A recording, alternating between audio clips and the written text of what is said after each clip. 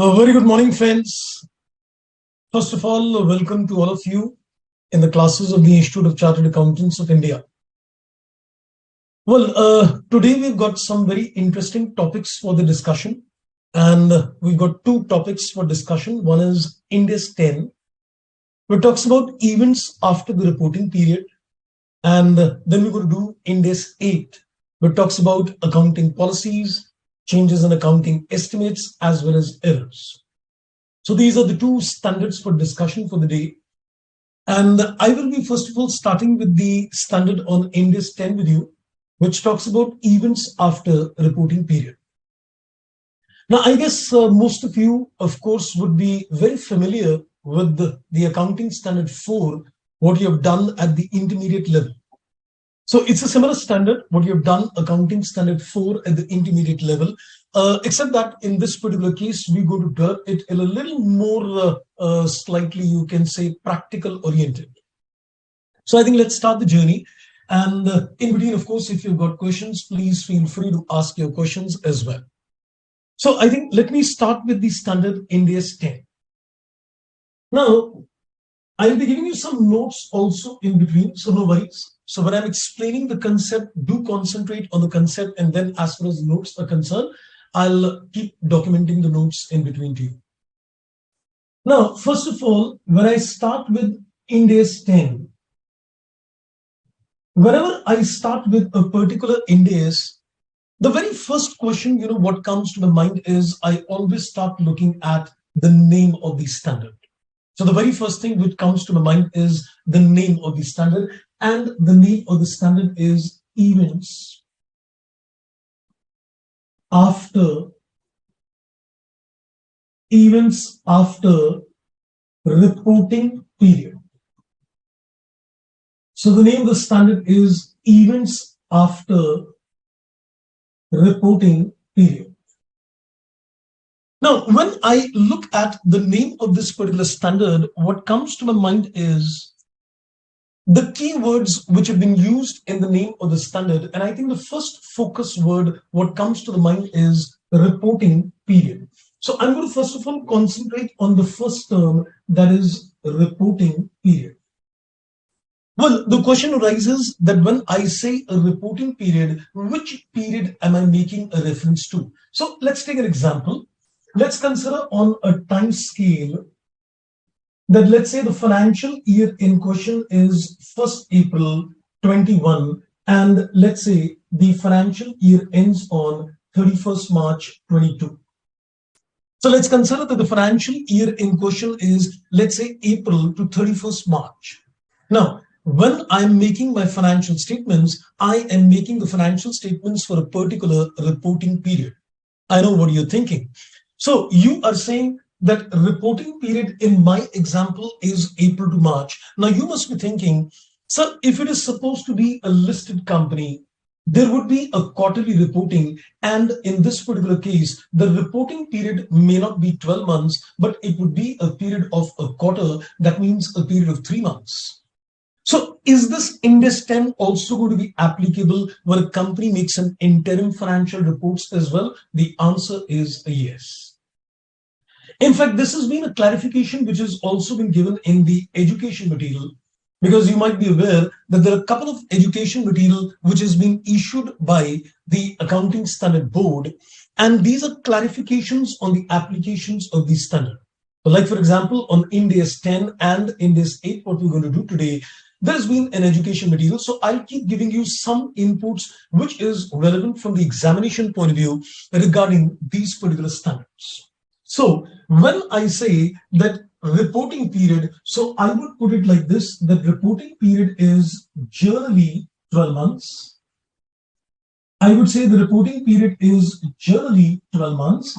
But then a small little question what comes to the mind is that if I am preparing interim financial reports, then is that also Ind AS 10 also applies to that? Yes. So let me put down a small little note further, and we can say that Ind AS 10 is also applicable. Ind AS 10 is also applicable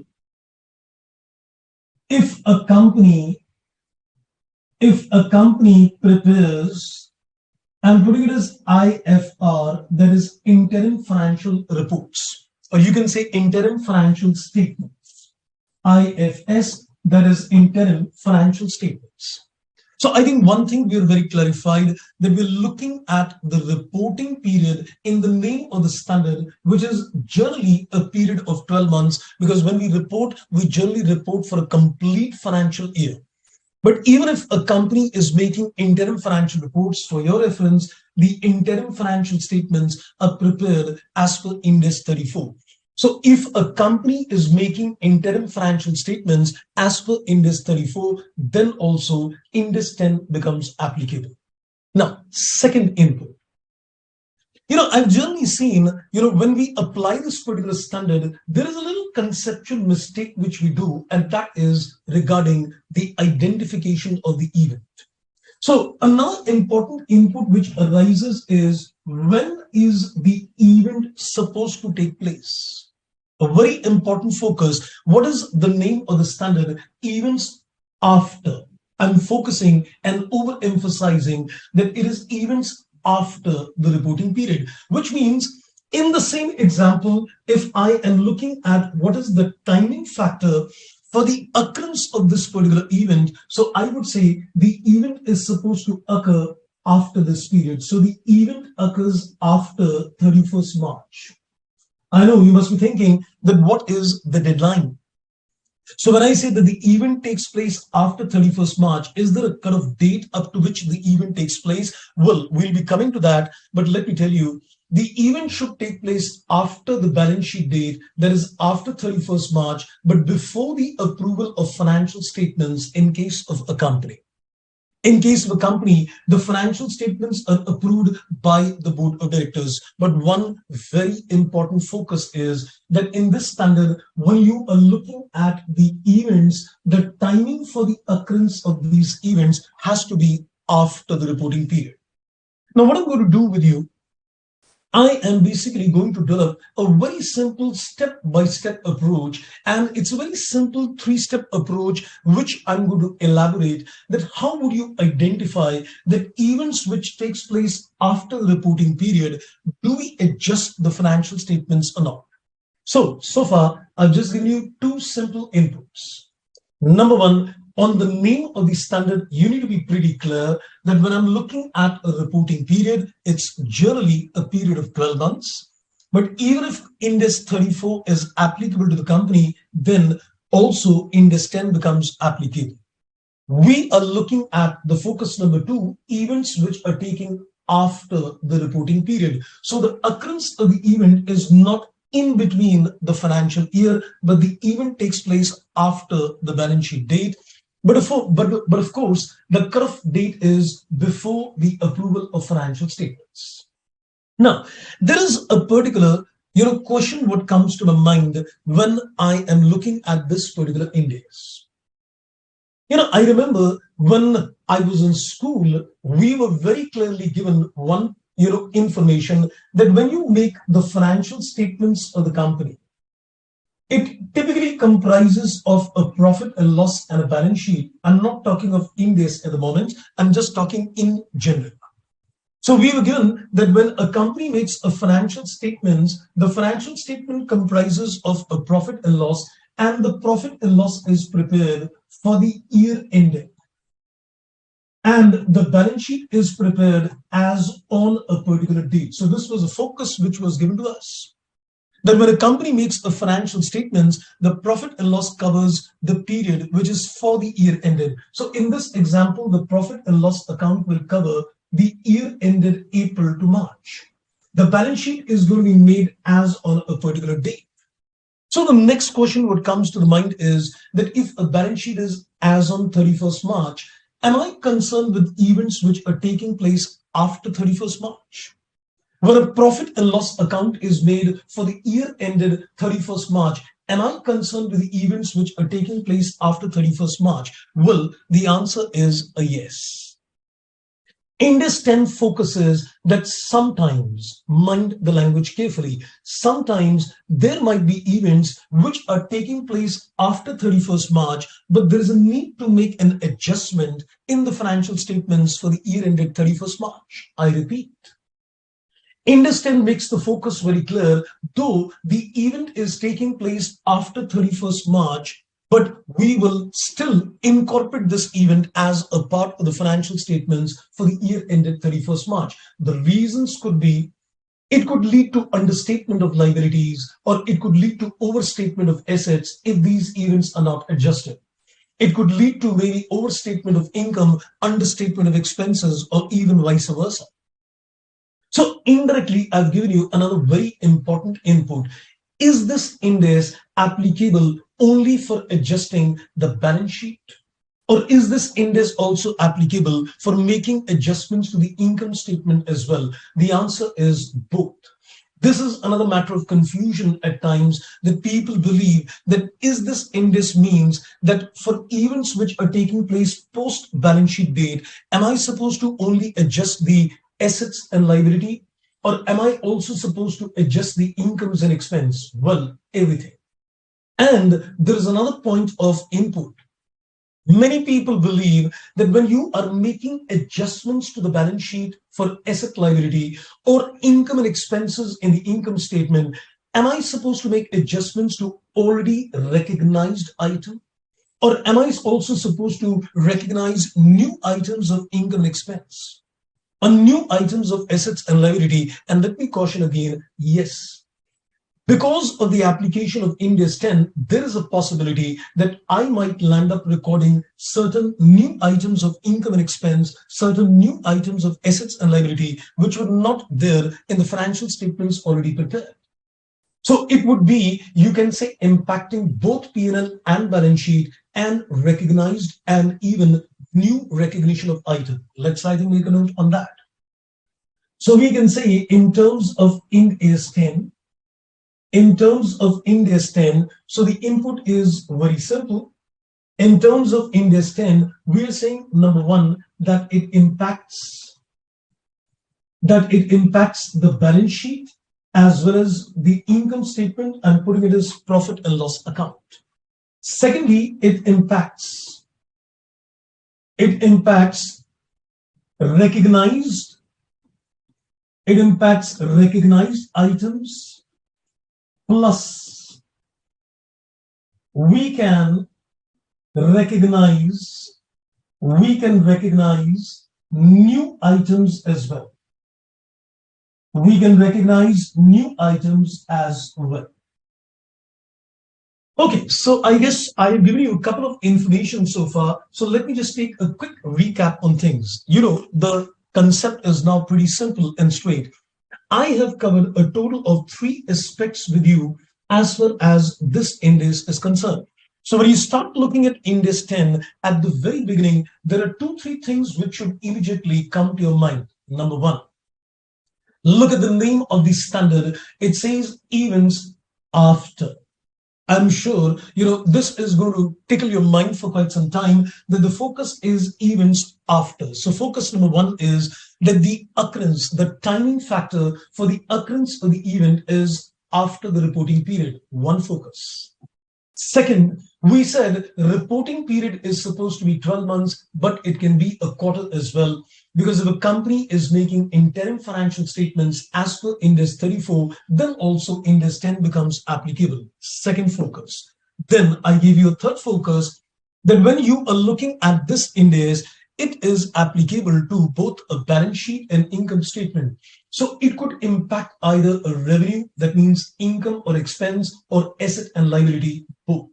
Secondly, we said that this could also impact items which are already in the financials, or we will land up recording new items of income, expense, assets, and liability. I hope I am fairly clear. Let me see in between if there are any questions coming at your end as well. Okay, wonderful indeed. So I think somebody said, that it affects both. Somebody said it affects a balance sheet, but I hope I've clarified the agenda, that it is going to impact both the balance sheet and the profit and loss account. Okay. Now, I think let's begin the journey. And I am now going to develop the concept of a three-step model in terms of identifying that when events take place after the balance sheet date, do we incorporate them in the financials or not? So let me introduce you, first of all, to two terminology. So what we'll do, if there are events after the reporting period, we will carefully examine, is there a need to adjust the financial statements? Mind the words carefully. So we will see that if there are events after the reporting period, we will evaluate, is there a need to make adjustments to the financial statements? They're called adjusting events. And we will see if there are certain events which do not require an adjustment, then in those particular cases, they will be only a subject matter of disclosure. Now, when I say they are a subject matter of disclosure, this disclosure is made in the notes to accounts. Caution. In the intermediate level, when you did accounting standard 4, at that particular stage, you used to make a disclosure in the report of the approving authority. A disclosure with regard to non-adjusting events was made in the director's report, but in Ind AS, this disclosure is made in the notes to accounts. So there will be two kinds of events. One is called adjusting events. The events for which we will say adjust the financial statements. They're called adjusting events. And there will be certain events which we will say, no, they should not be adjusted, but at least a disclosure need to be done. If the event is non-adjusting, the disclosure will be done only if it is material. That's one. And secondly, the disclosure is going to be done in the notes to accounts. No worry, I'll give you the notes now. I'll give you the notes very shortly. Let me first of all, I think, do one thing. Let me just read the definition, which is given in the standard on the events after the reporting period. So I'm just going to have a look at the definition with you, and we're just going to have a quick look and develop our three-step model on this. So I'm just sharing the extract of the definition, which is given in Ind AS 10 regarding events after reporting period. I just read what is stated. It says events after the reporting period are those events favorable and unfavorable. Now, there is one particular misconception. People believe that this standard is a matter of prudence, that I would make adjustments to financial statements only if they're going to have an adverse impact on the financial statements. They believe that if there is any kind of event which is going to result in a favorable impact on the financial statements, it is not to be incorporated. So let me clarify. The application of this standard could result in both ways. I may land up recording an event which may enhance profits. I may land up recording an event which may enhance the assets of the company. I may record an event which may result in decrease in profits. I may record an event which may result in increase in liability. So it doesn't make a difference that the event could result in a favorable impact on the financials, or the event could result in a non-favorable impact on the financials. We need to record the event irrespective it is going to result in a good or a bad impact. So therefore, it says favorable and unfavorable. Now, it says that occurs between the end of the reporting period, 31st March, and the date when the financial statements are approved by the board of directors in case of company.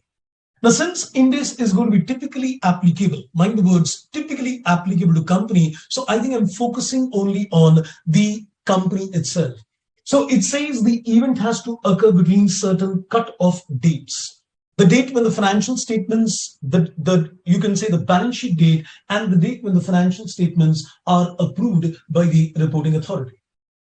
Then he says two types of events can be identified. So we're given two types of events can be identified in this case.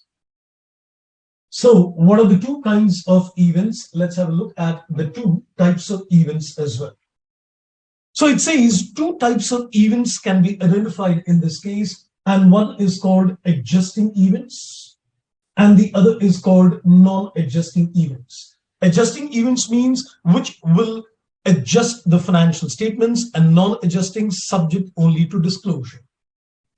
It says those that provide evidence of conditions that existed at the end of the reporting period, and those which are indicative of conditions that arose after the reporting period. A little technical language. So let's do one thing. I'm now going to convert this definition into a simple three-step model, and hear me very carefully. I'll take an example also to illustrate this three-step model. Then we're going to do some questions with you on the basis of which we'll apply this model as well. Now, focus one.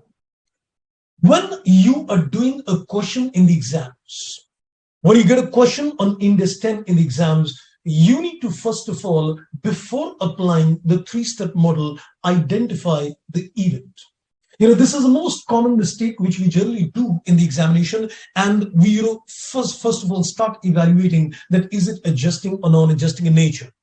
My advice is go slow and steady, and that's what we say, that slow and steady wins the race. So the first thing what you could do in the question is you are going to identify the event. Do the first thing in the question, read the question carefully and identify the event. And when is the event supposed to take place? After the balance sheet date, remember. So the first thing what you're going to do in the question is identify the event. So let me, I think, just make some notes as well. So what we're going to do to start off with Ind AS 10. So what I'm going to do in terms of Ind AS 10 is, let me give you the steps. So the first thing what you will do before you apply these steps as well, so you can start noting this as well. The very first thing which you will do is you will identify the event. So I would suggest that whenever you start with a question, you should first of all identify the event. So that is the first thing you will do in every question, identify the event. Now comes the journey in terms of a three-step model. Step number one. Now, the very first step, what you're going to apply in the question is you are going to put across a question, what is the timing factor of the event? Because the event has to take place between a certain cut-off dates. Because if the event doesn't take place between the two cut-off dates, then I cannot apply Ind AS 10. So the first step is, did the event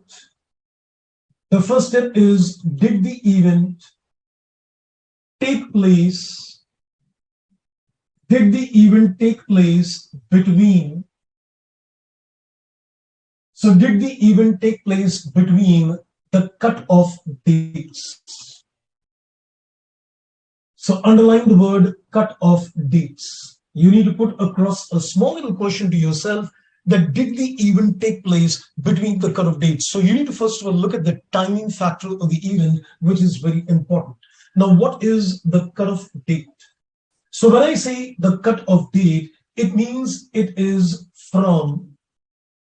starts from the balance sheet date and it ends. So we can say till, you can say the date when financial statements are approved, by board of directors. So I've written as BOD, when the financial statements are approved by the board of directors. Now, a little caution, friends, at this stage. You know something as per the company law. Is there a possibility that the company has approved the financial statements and then the board of directors, make some changes and there is a reapproval of financial statements? I put it again. Is there a possibility under the Companies Act that a board of directors have approved the financial statements and thereafter they make some adjustments and they go in for a reapproval of financial statements? The answer is yes. So in case you see that there has been a reapproval of financial statements, so what is the cutoff date? Am I going to consider the date of first approval, or am I going to consider the date of final approval, which is the second approval? I'll take the final date of approval. So remember, when you're considering the cutoff dates, I said date when the financial statements are approved. So we can say it could be approved, or in the brackets, let me put it as reapproved. Because there could be a situation where the financial statement stands reapproved as well. You'll see some questions giving you information that the financial statements were reapproved after making changes. So you need to see the timing factor, that it starts from the balance sheet date and before the financial statements are approved or reapproved by the board of directors. So very carefully look at the facts of the question and see what is the timing factor of the event. Now, in this particular case, the answer could be a yes, or the answer could be a no. Now, if you say the event took place between the cutoff dates and the answer comes yes, you need to go to step number 2. And if the answer is a no, let me outrightly say that Ind AS 10 is not applicable in this case. Because if the event doesn't take place between the cutoff dates itself, then naturally, in this particular case, the standard is not applicable. I think there would be no challenge in terms of step number 1, right?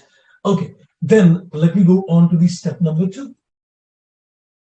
After the step number 1, we're going to go to the step number 2 in this particular case. Now, very important step, a very crucial step. Now, in step number 2, what you need to do, you need to see that is there any condition which is present on the balance sheet date. So what do you need to do in step number 2? Is there a condition? Is there a condition? Underline the word condition. Is there a condition that existed? Is there a condition that existed? Underline the word existed on balance sheet date.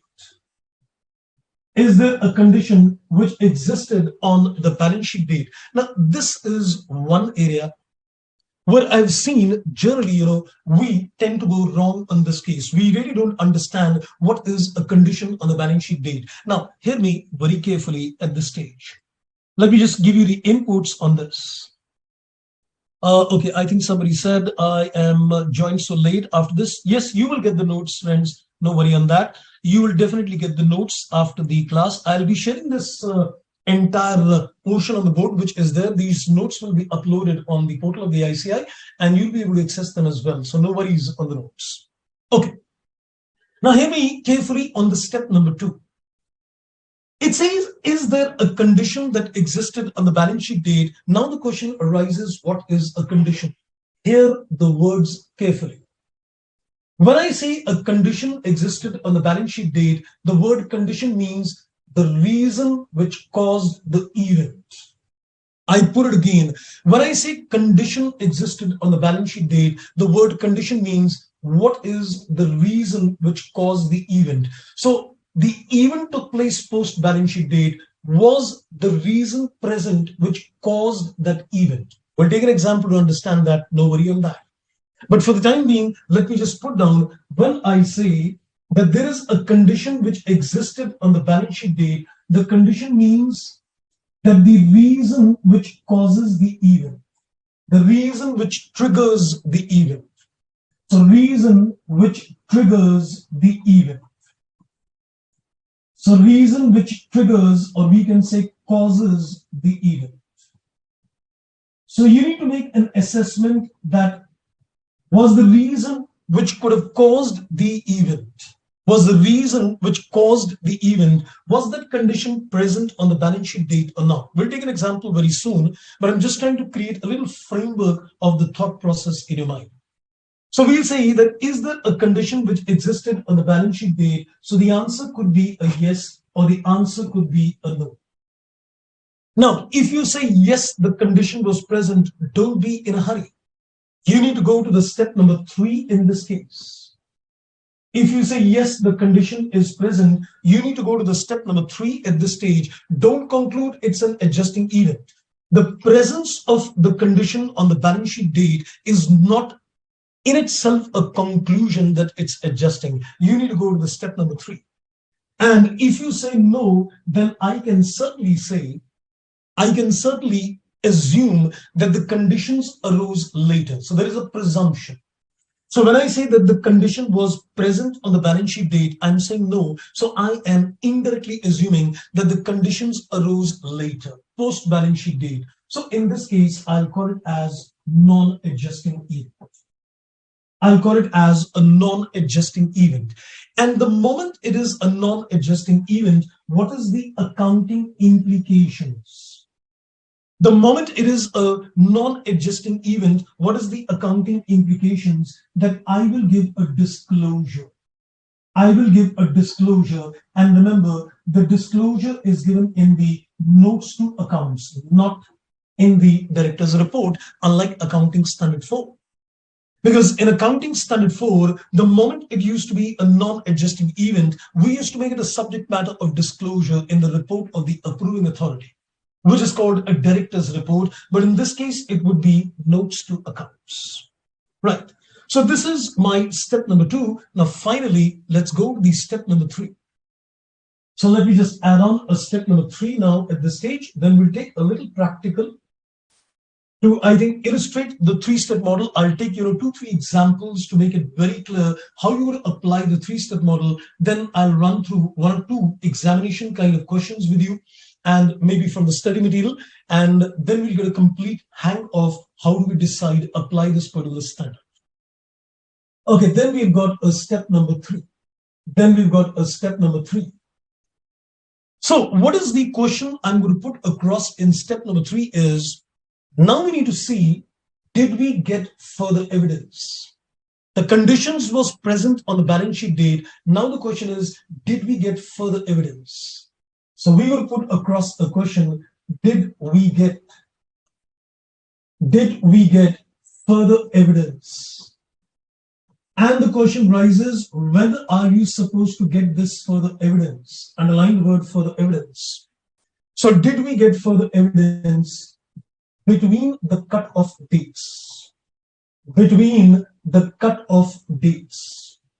So I've already mentioned what are the cut-off dates in step number 1. So you just need to put across a question that did we get a further evidence between the cut-off dates?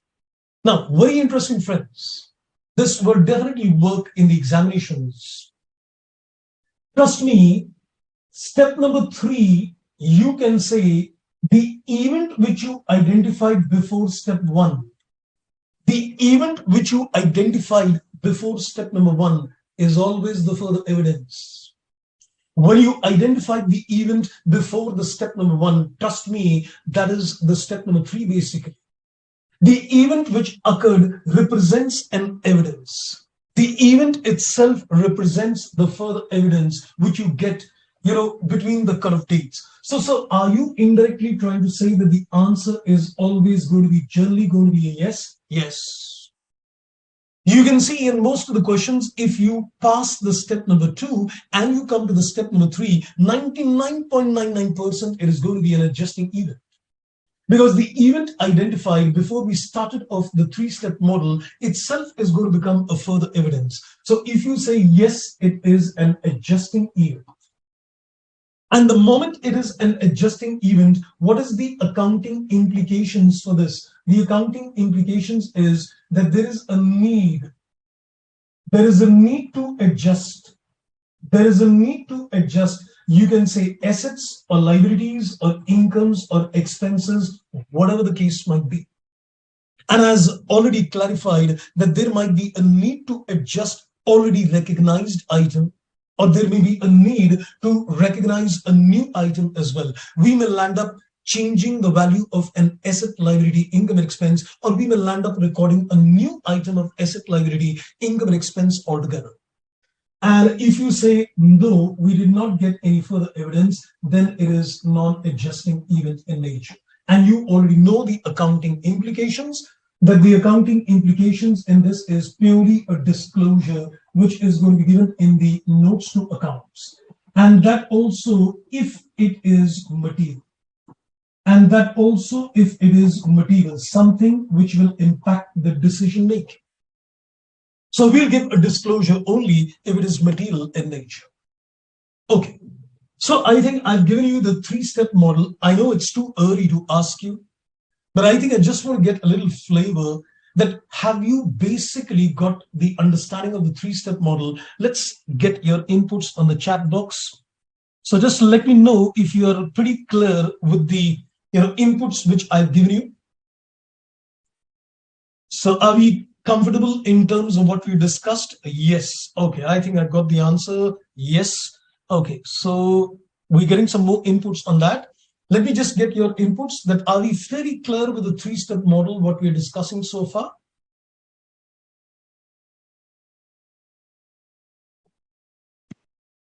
Okay, I think we got the answer yes on that.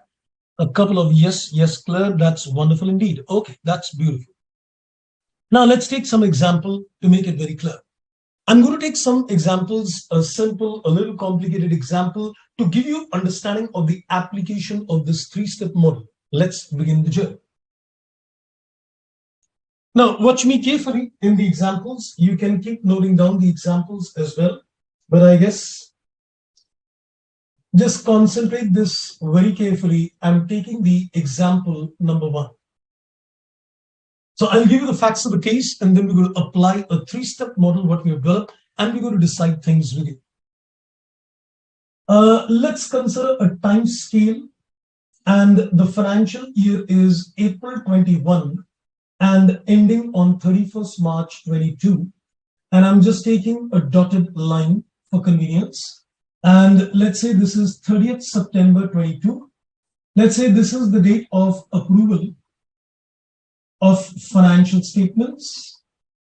And let's consider this is the balance sheet date. So let's consider this is the balance sheet date, and that is the date of approval of financial statements. Now, hear the facts carefully. Let's say, for example, we're going to consider, I think let's take a little technical question with you. I think that would be more interesting. So let's say, for example, the company on the balance sheet date is got inventory. The company on the balance sheet date is got inventory. The cost of this inventory was, let's say, 20,000. And the NRV of this inventory on the balance sheet date is, let's say, 25,000.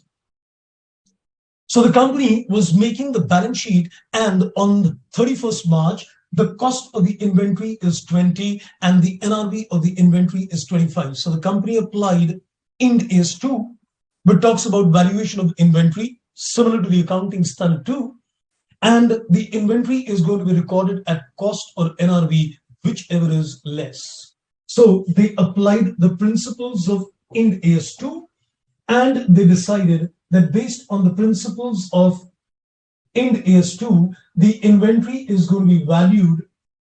The inventory is going to be valued at 20,000, cost or NRV, whichever is less. Pretty simple, pretty straight. Now, what happened? What happened after the balance sheet date? Let us say on 10th April. Let us say on 10th April, this inventory was sold.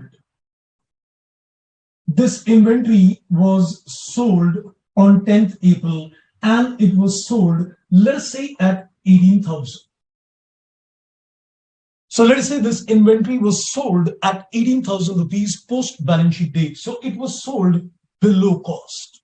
It was sold below cost, and we identified the reason why this item was sold below cost. And when we identified the reason, we identified that it was damaged. It was damaged. There was, you can say, a manufacturing defect. There was, let us say, a manufacturing defect in the inventory. Since inception, when this item was manufactured, it was a manufacturing defect. So therefore, it was sold below cost. Right? So let me give you the facts of the case, and I'm going to solve this question. You just need to vouch me on the facts. So I've given you a time scale where the financial year ends on 31st March and the financial statements approved on 30th September. On the balance sheet date, the company applied Ind AS 2, took the inventory at cost because the cost was less. And then I've given you that on 10th April, the inventory is sold. And it was sold below cost. And when we identified the reason of the sale below cost, it was a manufacturing defect in the inventory. Now, let me apply my three-step model in this case. Let's begin. So as I said, the very first thing which you're going to do in the question is you are going to first of all identify the event. Before you apply the three-step model, you are going to first of all identify the event. Can I ask you, what is the event in this case? Events after, events after. So would you like to tell me what is the event in my example in this case? Let's get your inputs. So let's get your inputs on that. And I think we're getting some questions as well. So in step number 2, non-adjusting event, whether disclosure is required only for events which are material. Yes, that's right. Okay, so let me first of all get this from you. So what do you think is the event in this particular case? So in my example, tell me what is the event? And that's wonderful indeed. I think we're getting good answers on that, that the sale of the inventory is the correct answer. Wow, I like it. Wonderful indeed. Since we're saying that the events are occurring after the balance sheet date, so we can say the event is the sale below cost. We can say the sale of inventory below cost is supposed to be the event. So can I put this in the examination? Yes, why not? I think you can make a wonderful evaluation chart where you could, give the inputs on a step-by-step basis. It gives a sense, a very good signal to the examiner in terms of the conceptual clarity you've got. So the event is, it is below cost. Now let's begin with step number 1. And then we go to the step number 2. If the need arises, then we go to the step number 3. If the need arises, let's, I think, start putting questions to ourselves. The step number 1, we are putting across a question. Did the event take place between the cutoff dates? What is the cutoff dates? The balance sheet date and the date when the financial statements are approved. So did the event take place between the cutoff dates? Yes. The event certainly took place between the cutoff dates. We can say yes, the events definitely took place between the cutoff dates. There is no dispute to the fact. Now becomes the million-dollar question, and that is the crucial part of the question. Step number 2, was there a condition which was present on the balance sheet date? Now let me explain. Let me explain. Why, before you answer the question, why did the inventory sell below cost? The inventory is sold below cost because there was a manufacturing defect. Put across a question to yourself. The reason which caused the sale below cost is the damage. Let me ask you a question. Do you think this damage was present on 31st March? This is an inventory which was manufactured during this current year. So do you think on the balance sheet date, this manufacturing defect was present? Let's get the inputs from your side. Do you think in this particular case, the condition was present on the balance sheet date? The defect, which is the reason for the sale below cost, was it present on the balance sheet date? Wow, that's wonderful indeed. Yes, the answer is perfectly correct. So we can say, yes, the condition was definitely there. Since it is a manufacturing defect, the condition was already there. Now, a little caution, friends. There might be a question which would come to your mind, and that is, sir, the condition was present on the balance sheet date, but the company was not aware of the condition on the balance sheet date. Mind it carefully. You would say the condition was present on the balance sheet date, but the company was unaware of the condition on the balance sheet date. No problem. The awareness of the condition is not important. The presence of the condition is important. This is a very important input I'm sharing. It is not the knowledge of the condition which is important. It is the presence of the condition. The defect was present on this date, but the company was unaware. It had no knowledge of that condition on the balance sheet date. Doesn't make a difference. So when you're applying the step number 2, what is important is the reason which caused the event has to be present on this date. The knowledge of that condition on the part of the company is not important. Even if you become aware of this at a later date, it doesn't make a difference, right? So We can say, was the condition present on the balance sheet date? The answer is yes, the condition was present. The defect was certainly present on the balance sheet date. But I go to the step number 3 and I say, okay, did we get an evidence? And as I said, the event and the evidence is same. The sale of the inventory below cost is the evidence which confirms that yes, there was a defect. I repeat, the sale of the inventory below cost is the event, which is the evidence which confirms that there was a manufacturing defect. So yes, we got an event as well. Now, when you answer this 3-step model, then what do you need to do? You should give a conclusion.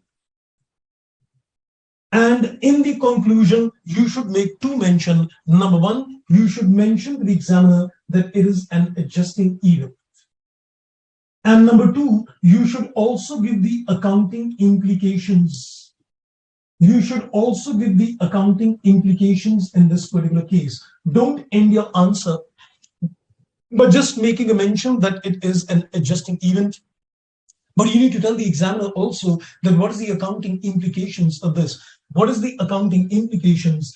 Can I say I am going to change the value of inventory on balance sheet date?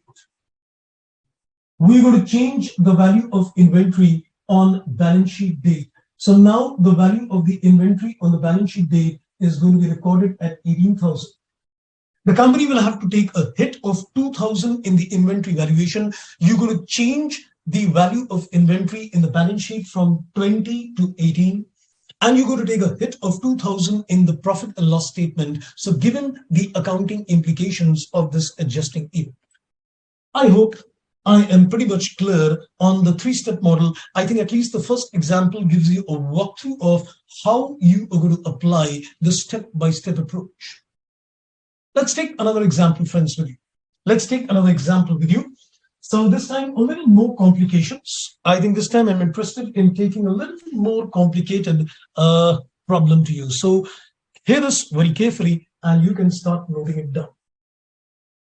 So let's take an example number 2. So let me give you the facts of the case and you can start applying this 3-step model to all the questions now. So let's take an example number 2. I'm again considering a time scale, and let's say the financial year is April 21 and ending on March 22. That's the balance sheet date. And let's consider the date of approval of the financial statements, 30th September 22. This is when the financial statements are approved by the board of directors. And this is the balance sheet date. Now watch this carefully. This is slightly a little more complicated example, which I am going to consider. After this, we'll do 1 or 2 questions from the study mat as well. Okay, now let's consider the facts like this. Let us say on 25th March, the company issued a check. The company issued a check to the supplier. Let's say on 25th March, the company issued a check to the supplier. So the journal entry which they passed on that date, they put the entry creditors were given a debit and the cash, or let's say the bank, was given a credit. So this is the journal entry which they would have done when they issued a check to the supplier. The entry is creditors are given a debit and the bank is given a credit. So let's say whatever amount. The supplier went to the bank on 15th April. The supplier to whom the check was given went to the bank on 15th April and he presented the check to the bank. He presented the check to the bank and the check got dishonored.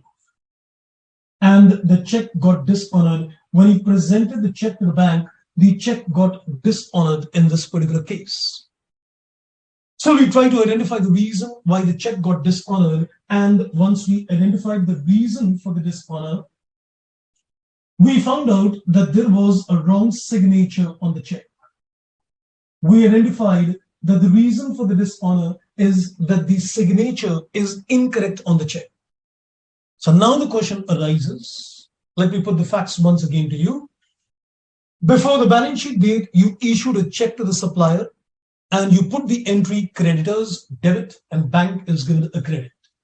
The check is presented to the supplier post balance sheet date and the check got dishonored. And the reason is that the signature on the check is wrong. So now my question, what comes to the mind is, should I reverse this entry? The question is, should we reverse this entry? Should we consider this to be an adjusting event or not? Should we reverse this entry or not? Let's, I think, put this question to you. Then I'm going to give you, apply my three-step model. Let's get your answer. So waiting for your inputs. You need to put across the analysis and decide, should we reverse this entry or not? Let's get your inputs on that.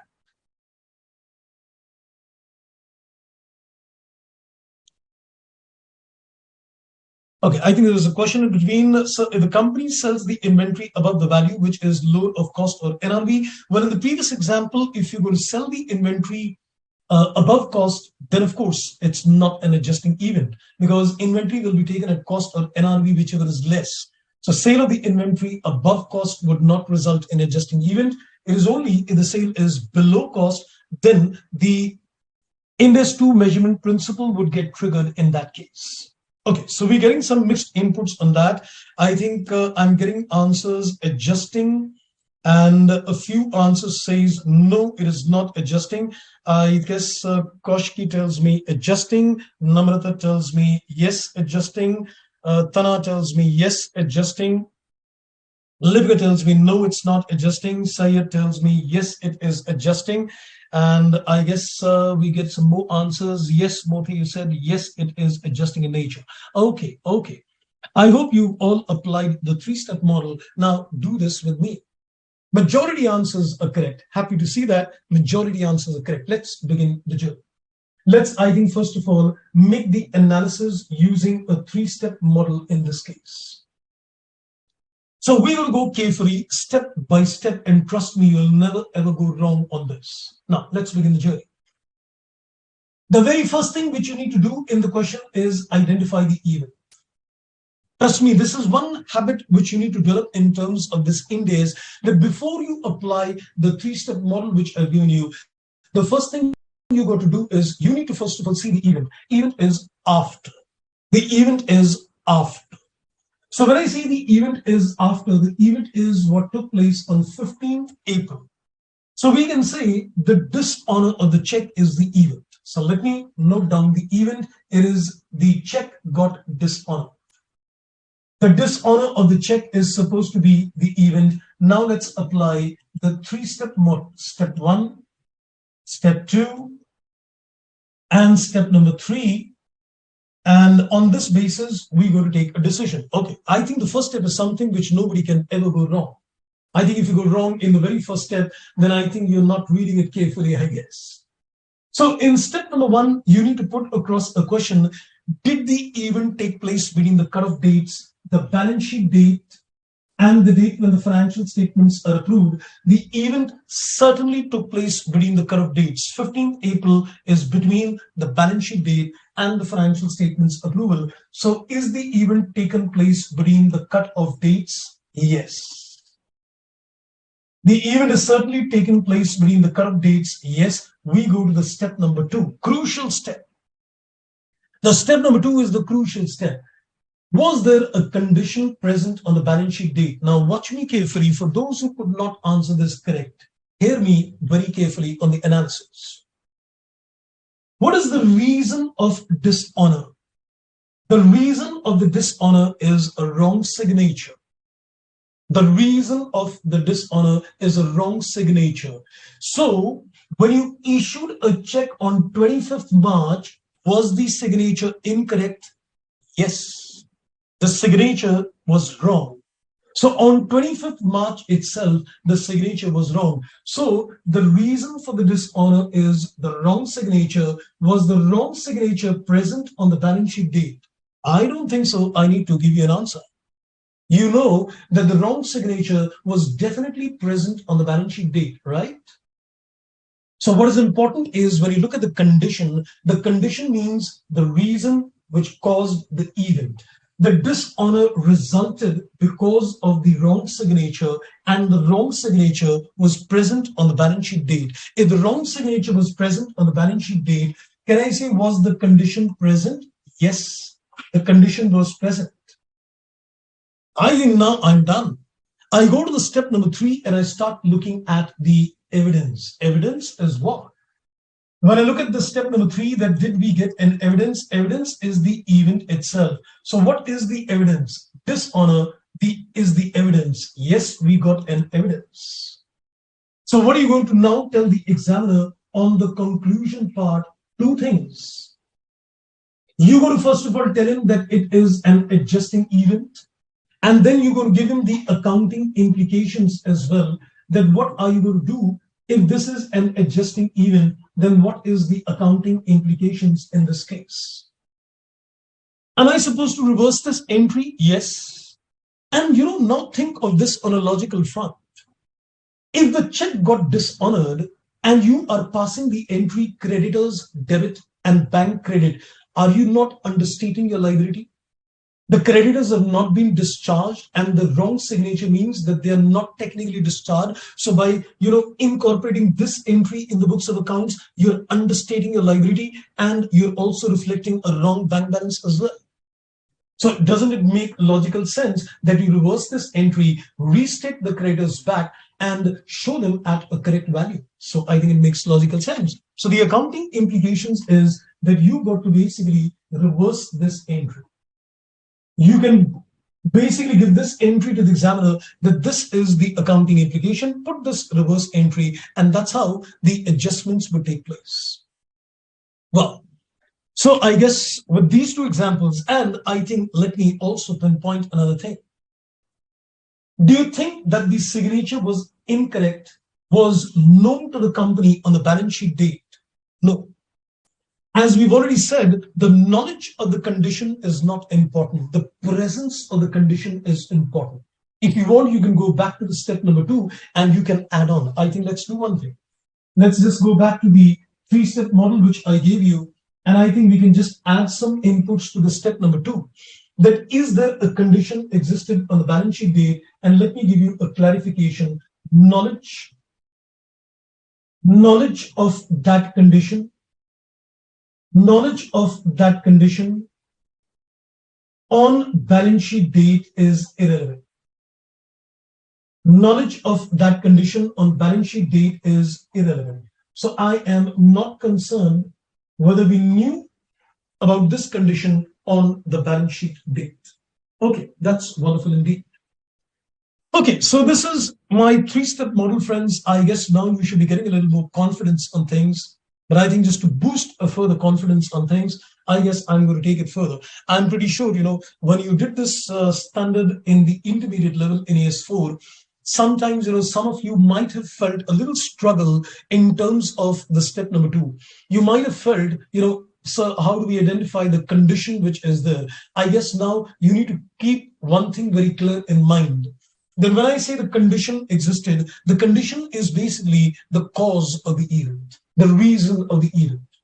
So what causes the event? So that particular condition must be present, which is going to cause that event. If the condition was not there, the event would not have occurred.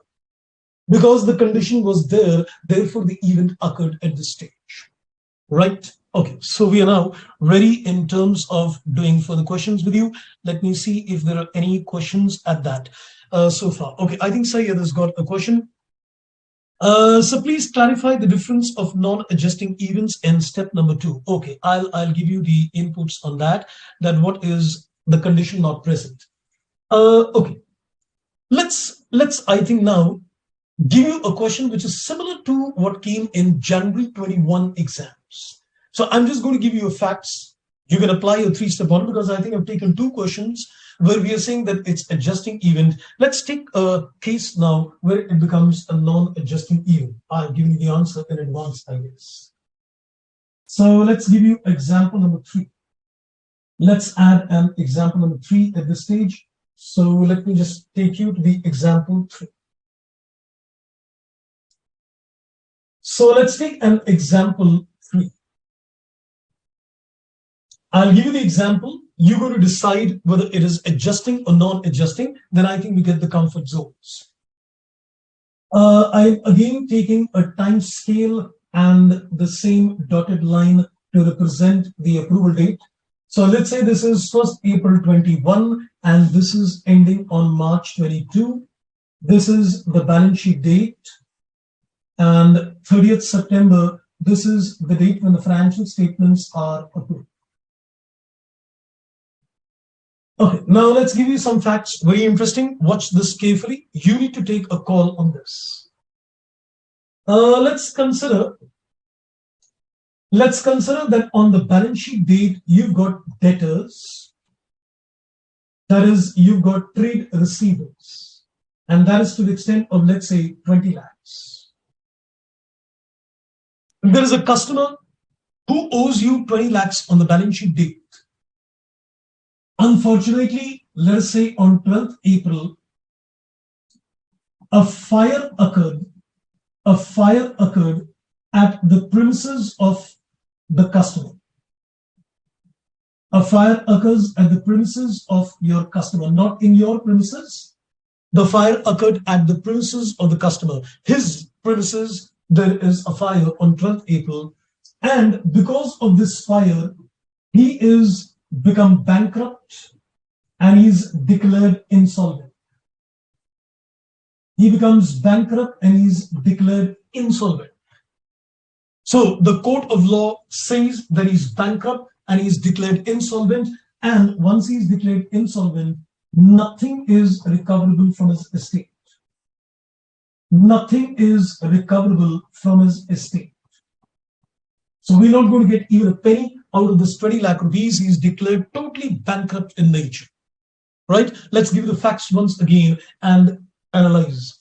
So I have a debtors in my balance sheet, a trade receivable at 20 lakhs. After the balance sheet date on 12th April, there is a fire which occurred at the premises of the customer, and he was declared bankrupt and insolvent before 30th September itself. And the court said nothing is recoverable. So now my question is this even adjusting or non-adjusting? Are you still going to continue to show the debtors in the balance sheet at 20? Or in this particular case, are you just going to give a disclosure in the notes that this is not recoverable? So your inputs awaited, friends, on that. Apply the 3-step model which I've given you and give me your inputs on that. Okay, I think Rakesh, I think you had a question. So in big companies, there will be a lot of inventory issues similar to example 1. Most of them are smaller, but when added, most of them would become material. How would you deal with that? Well, I think if you're able to prove that it is a manufacturing defect in the inventory, technically speaking, the hit has to be taken. Because if you know that the inventory was already damaged and it was a condition present, as per the Ind AS 10, the company has to take the hit on account of Ind AS 10. So inventory valuation standard also makes it very clear that when you value the inventory, the NRV calculation has to incorporate the events after the balance sheet date. There is a cross-reference which is given in Ind AS 2 with reference to Ind AS 10 as well. So in any case, the companies will have to take a hit. Okay, so we got answers on that. I think we're getting disclosure, non-adjusting, and non-adjusting. Okay, that's wonderful indeed. So I think we got a couple of answers on that. And I think few we are giving that it is an adjusting event. I think Vikalp tells me because the going concern gets affected. Okay, and I'll come to your agenda as well. And I guess Jyoti tells me, so can also lead to requirements of third balance sheet if identified later. We'll come to that in Ind AS 8. And I think Shriram tells me, so step number 1, yes, the event occurred between the correct date. Step number 2, yes, there is a condition existed on the balance sheet date. And step number 3, evidence is the event. So you're saying it is adjusting. Kaushik says condition, so just disclosure. Okay. So we're getting non-adjusting, non-adjustment. Uma tells me non-adjusting. Wow. Majority of the answers seem to be correct in nature. Now, friends, now. You know, sometimes what happens that the concept is so easy. The concept is so easy that we tend to go wrong. you know, I generally have a habit of converting the standards into a step-by-step model. So sometimes people also accuse me and they say, sir, that by converting this into a step-by-step model, you are basically, converting it into a rule-based application. No, friends, no. Let me clarify first of all at this stage. Converting a step-by-step model does not mean that it's a rule-based accounting. Our standards, Indian accounting standards, are judgmental. Unlike if you look at standards like US GAAP, they are largely rule-based standards. But if you look at IFRS, you look at Ind AS, it is more a principle-based standard. But creating a step-by-step model only gives you the ease of application. But when you're applying the step, there is a judgment. So by converting into a step-by-step model, you're just trying to, go on a step-by-step basis so that you don't go wrong. But when you create a step, it's nowhere a rule-based accounting. It still remains a judgment. Okay, let's begin the journey. So I am going to start with the journey again. So what is the first thing you are going to do? So event. The very first thing you're going to do is you're going to identify the event. So let's see what is the event in this case. The event is the fire at the premises of the customer. Somebody was telling me, sir, this is going to affect the going concern assumption. Well, the going concern assumption would have become challenged if the fire would have been occurred in my premises. So since the fire has occurred at the premises of the customer, I cannot say that my going concern is getting affected. If my factory, there is a fire which takes place, and I know that the fire is so major that I would not remain in business, then a going concern could trigger. But fire at the premises of the customer would not give me concerns on going concern, right? Okay. So the event is the fire. Now let's go to the step number 1. Let's go to the step number 2 and the step number 3. Very carefully, let's put across the questions to yourself. Did the event take place between the cutoff dates? Undoubtedly, yes. The event has taken place on 12th April. The fire occurred on 12th April. So we can say, yes, it took place between the cutoff dates, undoubtedly. Now the question comes, was there a condition? Was there a condition present on the balance sheet date? Oh my God, what is the reason of his bankruptcy? What is the reason of his insolvency? Fire, right?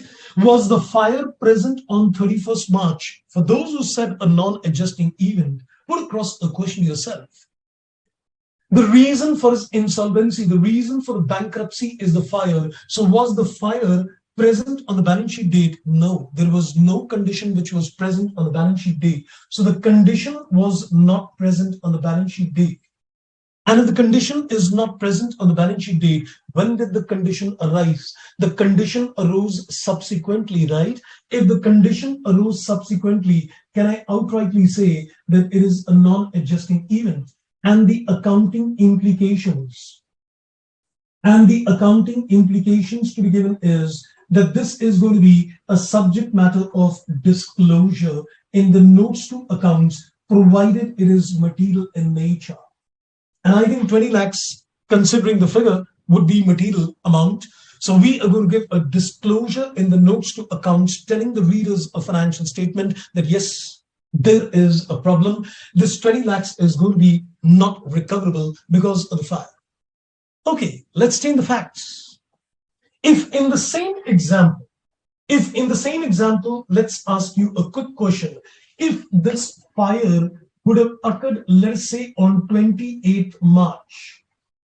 Adjusting, non-adjusting. The condition would have been present on the balance sheet date or not. Quickly. If you say the fire would have occurred on 28th March, then what do you say in this particular case? Adjusting or non-adjusting in nature? I'm pretty sure we're going to get the correct answer quickly on this. If the fire would have occurred before the balance sheet date, I am pretty sure you can all easily decide, and you can tell me, and that's right, it is going to be adjusting event in this particular case. Akoshki said it's not an Ind AS 10 period in this particular case. Well, if you say that the fire took place before 31st March and the bankruptcy resulted post balance sheet date. Remember, the event is that he's declared insolvent. So I think, let me clarify. I should not call the event as the fire. I think you've rectified me. I would say that the customer is declared insolvent, that is the event. I think I like to put it like this, that the customer is declared insolvent, that is the event. So the condition is that the fire was present. The further evidence is that he is declared bankrupt, right? That's wonderful indeed. Super. I guess, friends, I am feeling quite confident on things. I'm sure you're also feeling absolutely confident on the agenda. So I think I made myself clear on the three-step model. Let's do one thing. Let's, I think, take it further and do some questions with you. Before that, I just need to get your inputs. Let's say if you were to give a self-assessment of your understanding. Let's say on a scale of 10, you want to give a scale of, let's say, 7, 8, 9, 10, whatever. So on a scale of 10, if you want to give yourself a comfort zone on the understanding of the three-step model, what would be that score? This is, I'm asking you because I can't see you physically, but I think your inputs coming on the chat is going to give me a little inputs in terms of that, are we going safe? Is my, inputs which I'm delivering you is going on the right track or not? So give me your comfort zone on a scale of 10. Do your self-assessment, and then I accordingly take you to the questions now. So let's get your input. So what's your comfort zone, friends, at this stage on a scale of 10? Give yourself a comfort zone that you feel 8 out of 10, 9 out of 10, or 10 out of 10, whatever is your comfort zone. Okay, so we're getting some interesting scores of 10, 8, 8, 9, and a 10. Okay, wow. So I think it's almost on an average coming to around a 9 score so far. Okay, not many people have given that comfort zone, but I guess I've just got around 5, 6 inputs so far. I thought I'm going to get flooded with some comfort zones on that. Okay, anyway, so I think it's a very difficult exercise at times to do a self-assessment, but when you go to enter into the practical arena as well, the employers are going to tell you to do your self-assessment and score yourself, and then he's going to score you and do the comparisons as well. Okay, now we're getting some more flooded answers on that. And we're getting almost score 8, 8, 9.5, 7, 7, 8, 10, and three-step model, I think Nidhi tells me, is amazing, able to understand perfectly, 9 out of 10. And okay, that's wonderful indeed. Super. Okay, so excellent, wonderful indeed. 8, we are getting confidence. 10, super. Okay, so I think let's take the journey forward, friends. I have a very less time today, a little crucial time, because I've got 2 standards to cover, and we're almost like, 50% time is done, but there's still more to go. But in any case, if there is a little portion which is still pending on Ind AS 8, I'll, maybe take it in the next class, because I'll be there with you in the next class as well. So we're not going to hurry up on things. We are going to cover them absolutely properly. So let's do one thing. Let's, I think, take you to at least 1 or 2 examination questions, or maybe. So let me just, I think, take you, before I give you 2 more inputs, I'm just carrying 1 or 2 questions with me. Yes, this is a question which is given in the study material, friends. So these are the questions which are given in the study material. We're going to apply a 3-step model, and we're going to answer these questions. Well, I hope the question is pretty much visible. So this is the question which is given in the study material. Both these questions are given in the study material. One of the questions is an illustration in the study mat, and one of the questions is given in the test your knowledge section. So let's begin the journey. Let me read the question. Now the journey starts with your comfort zones. I'm just going to read the question, and we're going to apply the 3-step model. If you're able to do this, then I think things are going wonderfully well. Then there is just one small little 2, 3 things which I need to tell you before the Ind AS 10 gets winded up. Okay, it says company has got 100 finished cars on 31st March X2. I guess he's talking of inventory, that you've got 100 finished cars, which is costing 4 lakh rupees each. Then it says on 30th April, new guidelines of pollution control are implemented. In the bracket, it says which is already expected to come. So new guidelines have been introduced on 30th April, and we already have the expectations that these guidelines will come. And as per the new government rules, the cars which do not satisfy the conditions of using the new engine will emit less carbon dioxide, and they're totally banned for sale. So as per the new guidelines, You can say the cars which do not meet the new guidelines, they are going to be totally banned for sale. Therefore, the demand for such cars drops drastically, and the selling price of the car came down to 3 lakh. The cost is 4 lakh, and the selling price of the car has come down to 3 lakh. The accounts for the year ended are not yet approved. Shall the company value the stock at 4 lakh rupees each, or shall it value at 3 lakhs each? So I think the facts must be well understood. So we are given the facts in the question. We are stated that the company has got 100 cars which are there in the inventory on the balance sheet date. And the cost of the car is 4 lakh. Post balance sheet date on 30th April, some new guidelines issued by the government, which is led to a fall in the price of this inventory. And now he's asking you that do we record this inventory on the balance sheet date at 4 lakh or 3 lakh? So if it is adjusting event, you're going to record it at 3 lakh. If it is non-adjusting, you're going to continue to record it at 4 lakh. So I think let's get your answers on that. Then I share my inputs to you. Okay, I think Naman tells me cars should be valued at 3 lakhs each. Okay, so indirectly we're getting the answer that it is adjusting event in nature. Let's others also try this out. Apply the three-step model, friends, and give me your inputs that is this going to be adjusting or non-adjusting event in nature. Okay, so we are getting some good inputs. 3 lakh, 3 lakh, 3 lakh, 3 lakh. Okay, that was Naman, I think, all the way. Okay, I think Kaushik also tells me that we're going to take it at 3 lakh itself. Wow. Okay, so far I think we got the inputs that it is adjusting in nature. Okay. Let's see if we're going to get some more answers. Otherwise, I'm going to share the inputs, apply the three-step model. Okay, it's not yet approved. So 3 lakh and adjusting and adjusting. Okay, wonderful indeed. Okay, let's begin the journey, friends. Let's apply the three-step model with you. So in this particular case, let me first of all identify what is the event. Let me first of all identify that what is the event in this case. So we can do one thing. We can just make a time scale so that your things are clearly visible. I guess my financial year is April X1 and ending on 31st March X2. That is very clear. That my financial year is April to March. I'm not given the date of approval, but I'm given that the books are not yet approved. So I'm not given the date of approval as such.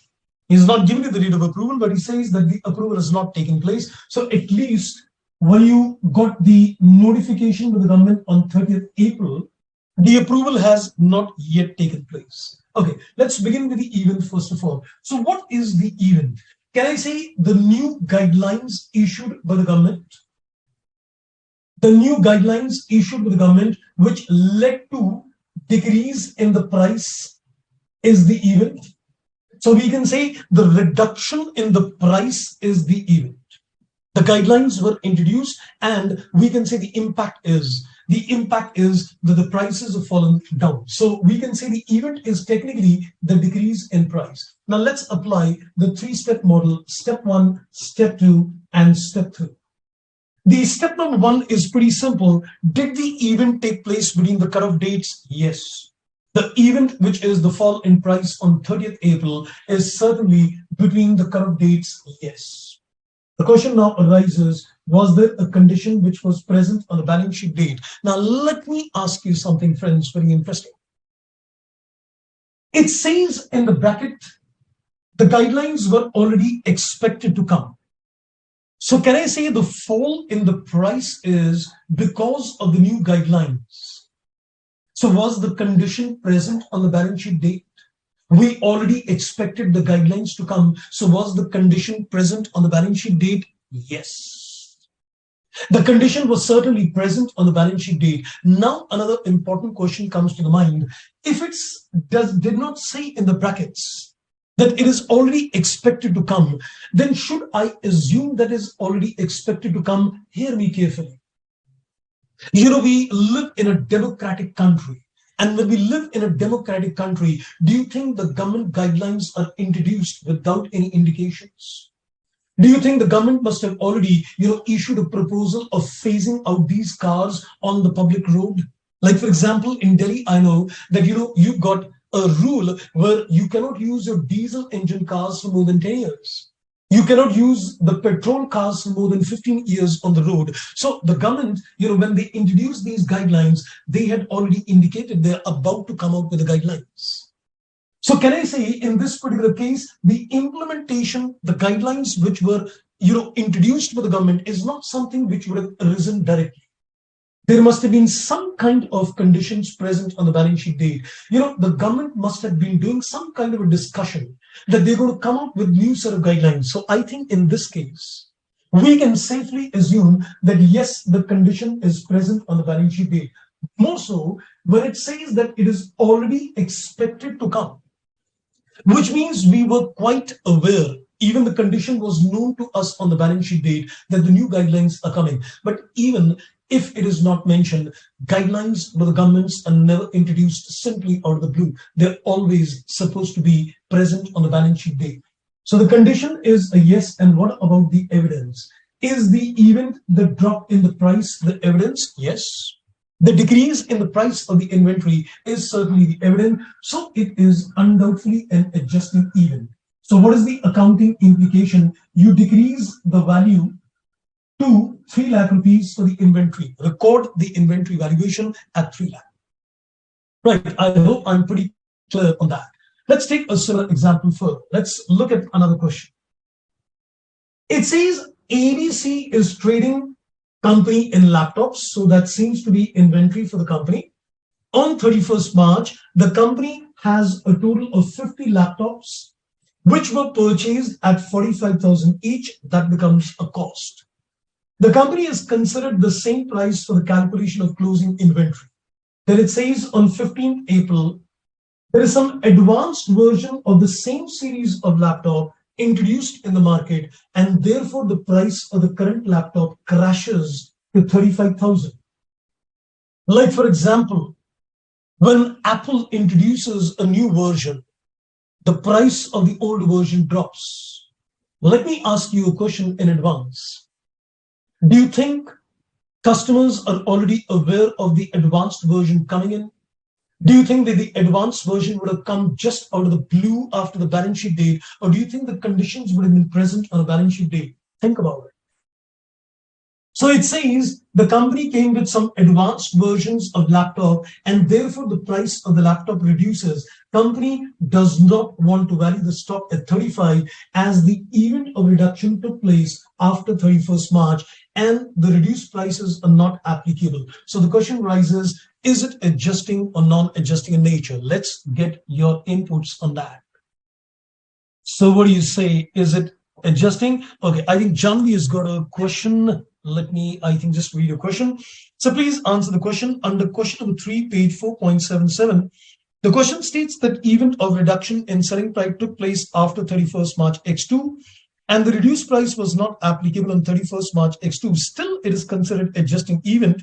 Although you said that the event does not exist on the balance sheet date, then it will be considered as a non-adjusting event. Then why it is regarded as adjusting event in the solution?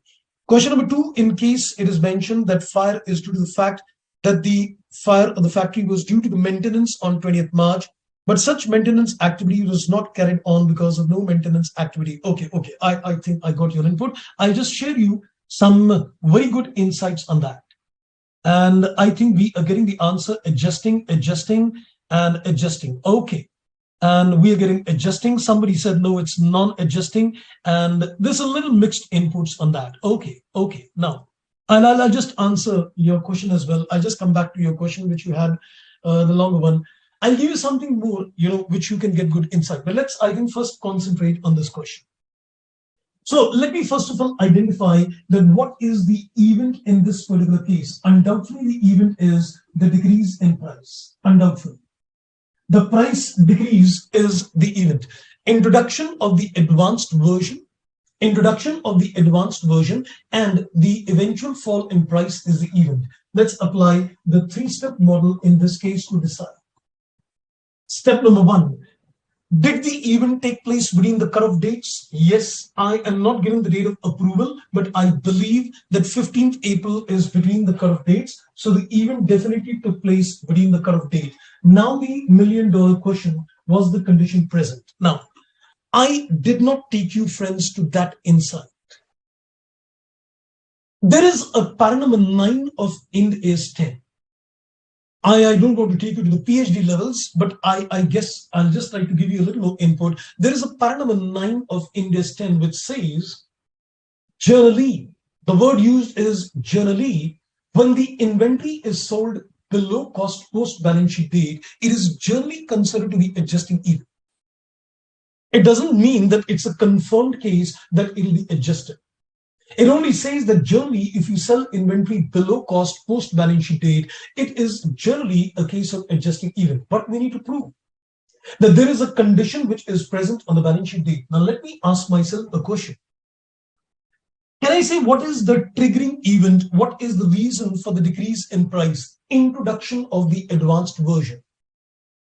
Do you think the condition that the advanced version is about to be released on 15th April was present on 31st March? I think it is logical to presume that yes, the condition was present. No companies will introduce an advanced version of any product line without giving a knowledge to the customer a couple of days, a couple of months advance. Even when Apple company comes up with an advanced version of their product, they always sell that signals to the customers well in advance. You will never introduce a new version unless you've started doing a marketing and you started giving a flair of that. So we will always assume that if there is a reduction in the price of the inventory, generally, I'm still saying generally for the safe side. But at least from the examination point of view, I can undoubtedly say that if there is a sale of inventory, 99.99%, there will always be a reason to believe that the condition is present on the balance sheet date. If the fall is due to the government guidelines don't come suddenly out of the blue. There must have been some conditions present on the balance sheet date that the government is going to come with some new guidelines, which might lead to a fall in the price of the existing inventory.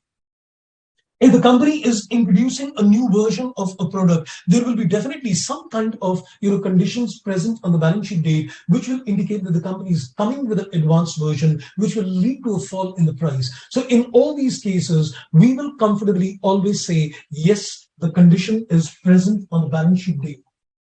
So did we get an evidence, the decrease in price, the event, and the evidence is same?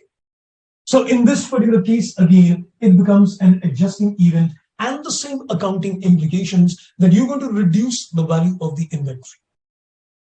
I hope I am pretty clear. Now, coming back to the question, which somebody asked me, I think that was a pretty long question, which I said I'll just answer that very shortly. And I think that question was asked, I guess, by Janvi. Okay, Janvi, I would say, that since, we've got limited time, but I would request go through the para number 9 if you want to get some more good insights on that. And the para number 9 gives you insights of examples which are confirmed case of adjustments and examples which are a case where you need to make an assessment whether it is adjusting or not. Let's put a quick question to all of you. Let's say, for example, post balance sheet date, you detect frauds in a company. Let's say post balance sheet date, you detect errors in the company. Do you think it should be adjusting even? Post balance sheet date, you detected certain errors. The errors happened in the financial year and you detect them post balance sheet date. The frauds happened in the balance sheet date, before the balance sheet date, and it is detected post balance sheet date. Do you think they should be considered as adjusting events, confirmed case of adjustments? That's rightly said. And undoubtedly, yes. So if you look at the para number 9, they've given us examples where we can say that this is a confirmed case of adjustments, and these are cases where you need to make an assessment.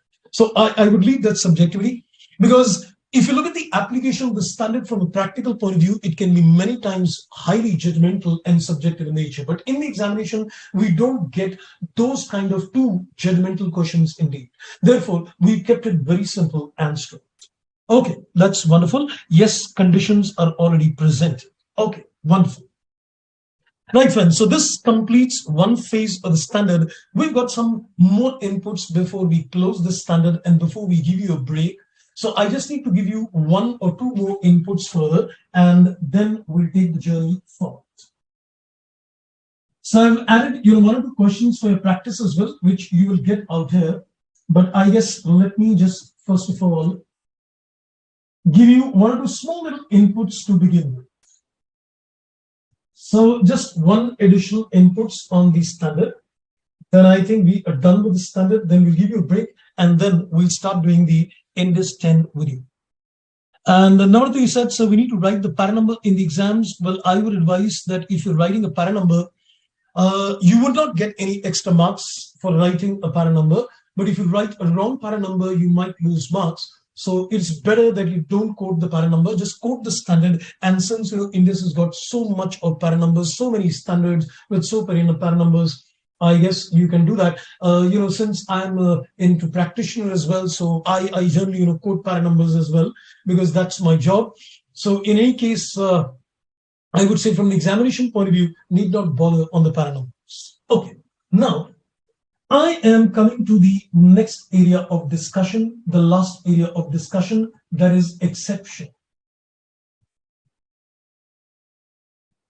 When I apply a three-step model and we reach a conclusion that it is a non-adjusting event, there is rather say one exception, that it is not a non-adjusting event.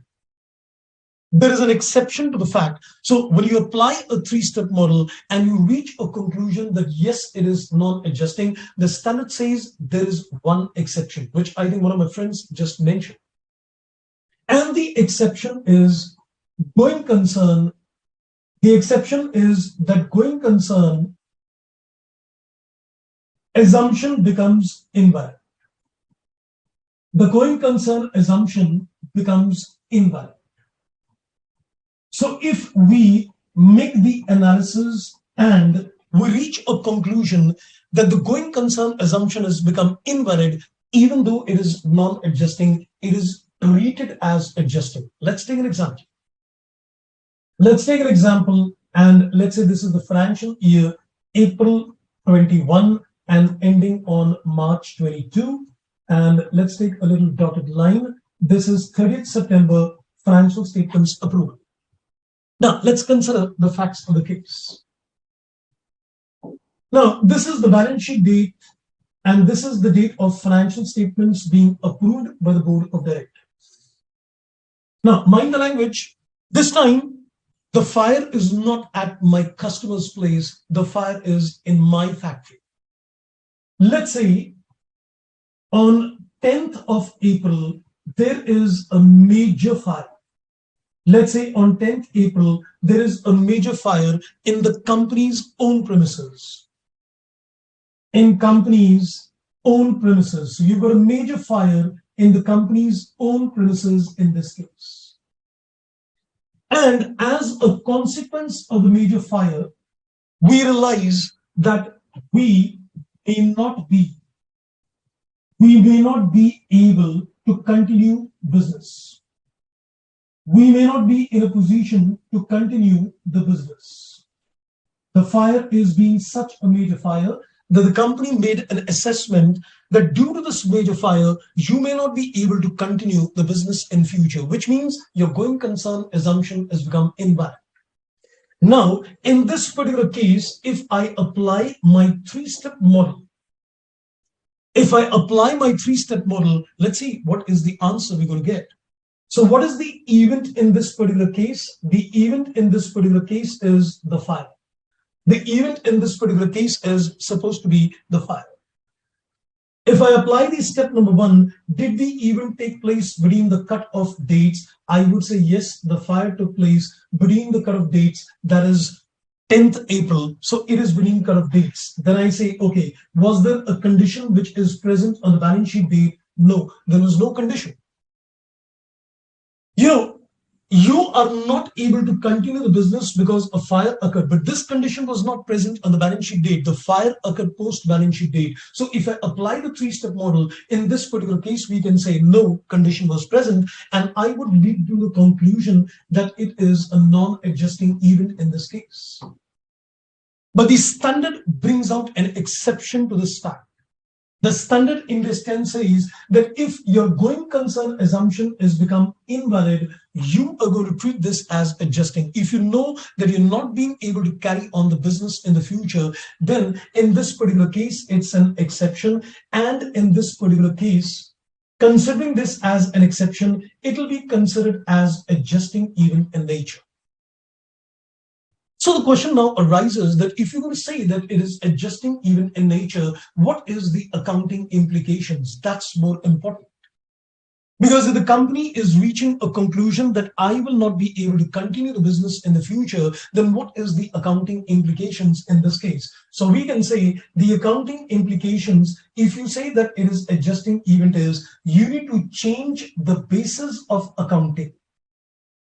You need to change the basis of accounting in this particular case. And when I say that you're going to change the basis of accounting, you are going to record all the assets and liability at a realizable value approach.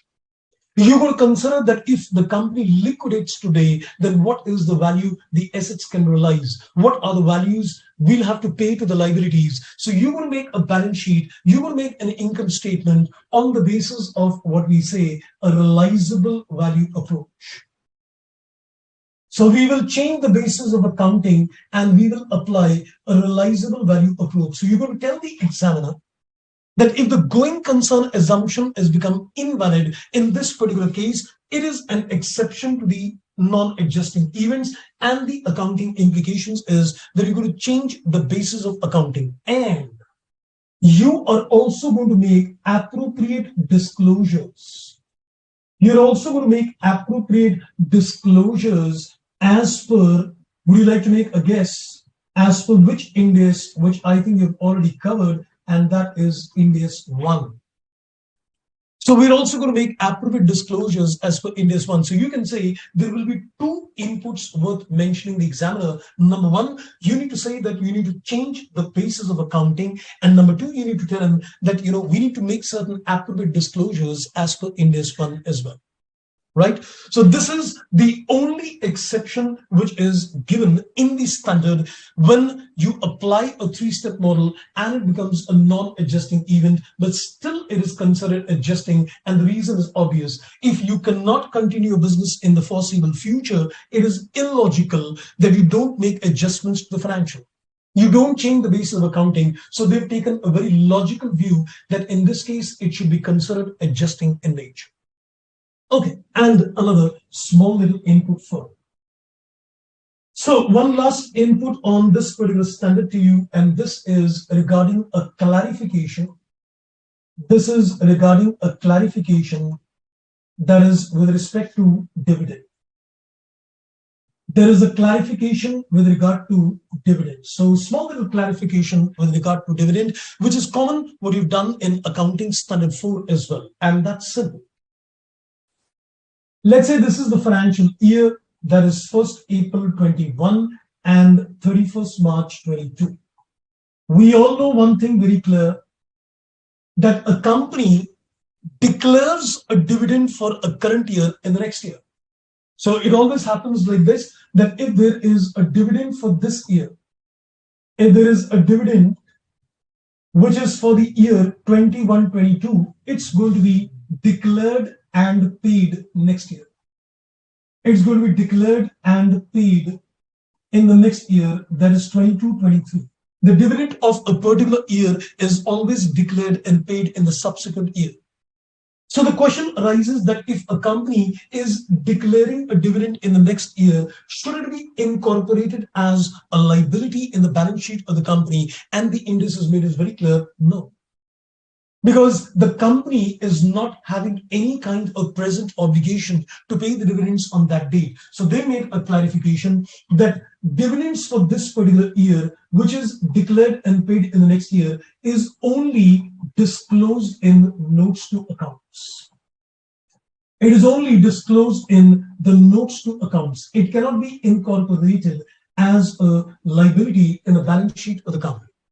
This is something similar which was given in accounting standard 4 as well, and it's there in Ind AS 10 as well, that if a company is declaring a dividend for the current year 21-22, it can only be reflected as a disclosure in the notes to accounts. So the non-adjusting events are also in the notes to accounts.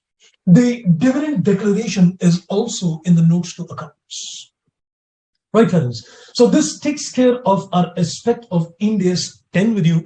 And I guess now it's time to give you around a 10 minutes break, I guess, 10 to 12 minutes break, I guess. But let me just see in the meantime, if you've got any questions, then I can just take your questions as well. Okay. I guess Jyoti has got a question. So please explain the para number 6 also regarding the supervisory board approval. Okay. I didn't get into that. But you see, when you're looking at approval of financial statements, the company may have its own framework for approval. The company may decide that, before the approval of a board of directors, it's going to be approved by some other intermediary agency. Irrespective, the standard has made one thing very clear, that when you consider the approval date, it is approval by board of directors only, or the reapproval date by the board of directors. So sometimes the companies might introduce that, okay, first the approval will take place by the supervisory board and then it's going to be approved by the board of directors. So for the application of the cutoff dates, we need to consider only the date of approval by board of directors, right? Okay. So I guess so far so good on this one. So I think we can probably now give you a small little break as well. So 10 to 12 minutes, I guess we can take a break. Then I think I'll just commence back with you. And we will start with Ind AS 10. I know we're running short in terms of time, but don't worry, we're going to appropriately cover the Ind AS 8 as well. So let's take a 10, 12 minutes break, friends, and I'm going to join you back.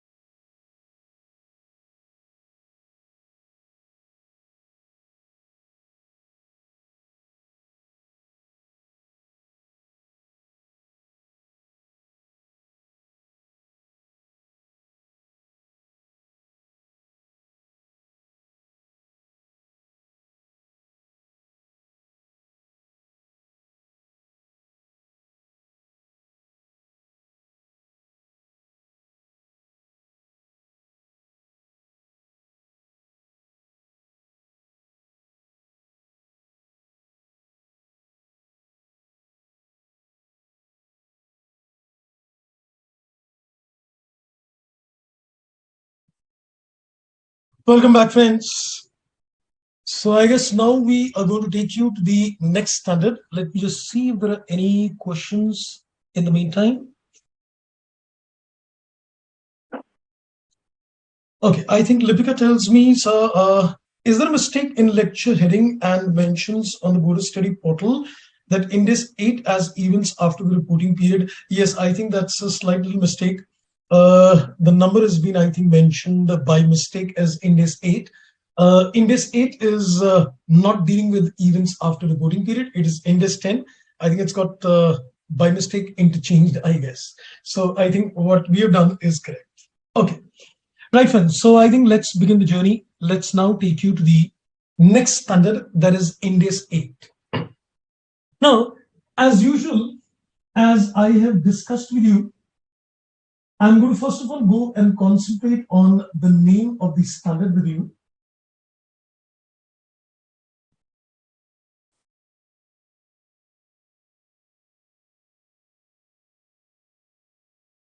Right, so let's have a look now on this standard and give you a little insight as we start with this standard. Now, this is slightly a little more complicated standard, but we're going to go step by step in order to understand this standard as well. Now, when you look at Ind AS 8, in the name of the standard itself, there are certain agendas which the name of the standard is telling me that the standard is addressing which issues. Let's have a look at the name on Ind AS 8. It says accounting policies. The name of the standard very clearly says accounting policies. Changes in accounting estimates, and it says error. So I think one thing is very clear, that this standard is addressing a total of 3 issues. You must be wondering as well that, when I started out with Ind AS 10, I gave you a 3-step model. Now, in terms of Ind AS 8, we are saying that there are a total of 3 issues which have been addressed in the standard. The first agenda which is given in the standard is regarding the accounting policy. The second is the changes in accounting estimates. And the third agenda is errors. So we're going to discuss each one of them one by one, though the maximum time we're going to spend in this standard is on the accounting policy, because that is one major area in the standard. Because once you've understood the accounting policy concept, then accounting for errors is not going to be a big deal, because a similar kind of accounting is done. And estimate change is absolutely a simple and a straightforward thing. Now, let me say a few things, then I'll begin with my discussion. Number one, the standard tells me in terms of accounting policy, number one, what is an accounting policy? So the first thing which they address is that what is an accounting policy? I guess at the intermediate level, when you studied accounting standard 1, Accounting Standard 1 was focusing on the definition of an accounting policy, but it never gave you a guidance in terms of how the accounting is done when a company changes an accounting policy. But if you look at the standard Ind AS 8, it addresses not only the definition, that is what is an accounting policy, it also gives you a criteria for selecting an accounting policy.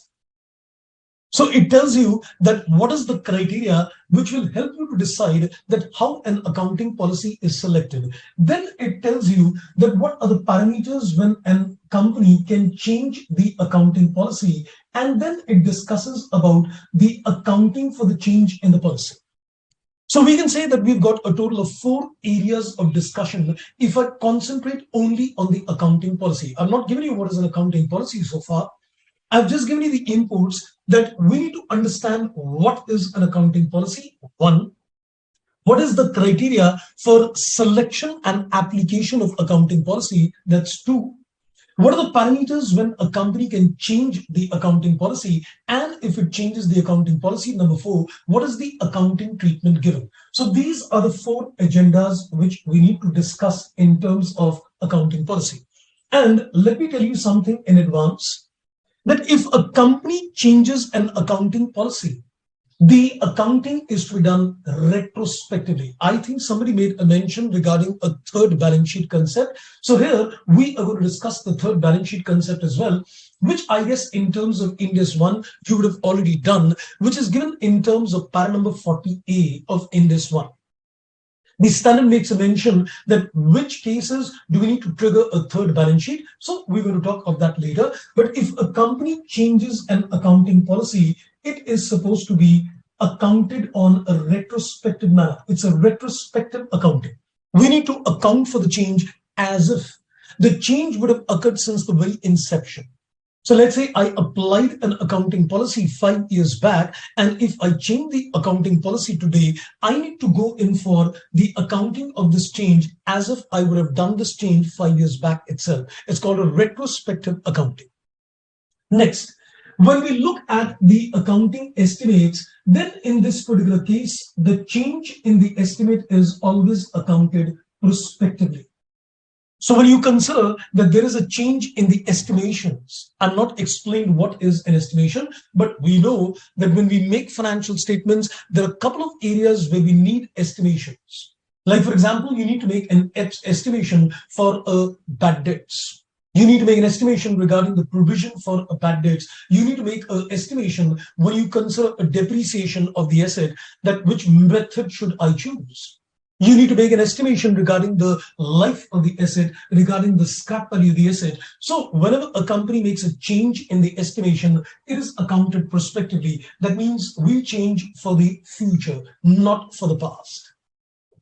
And as far as errors are concerned, it is again the same accounting. It is again done on a retrospective basis.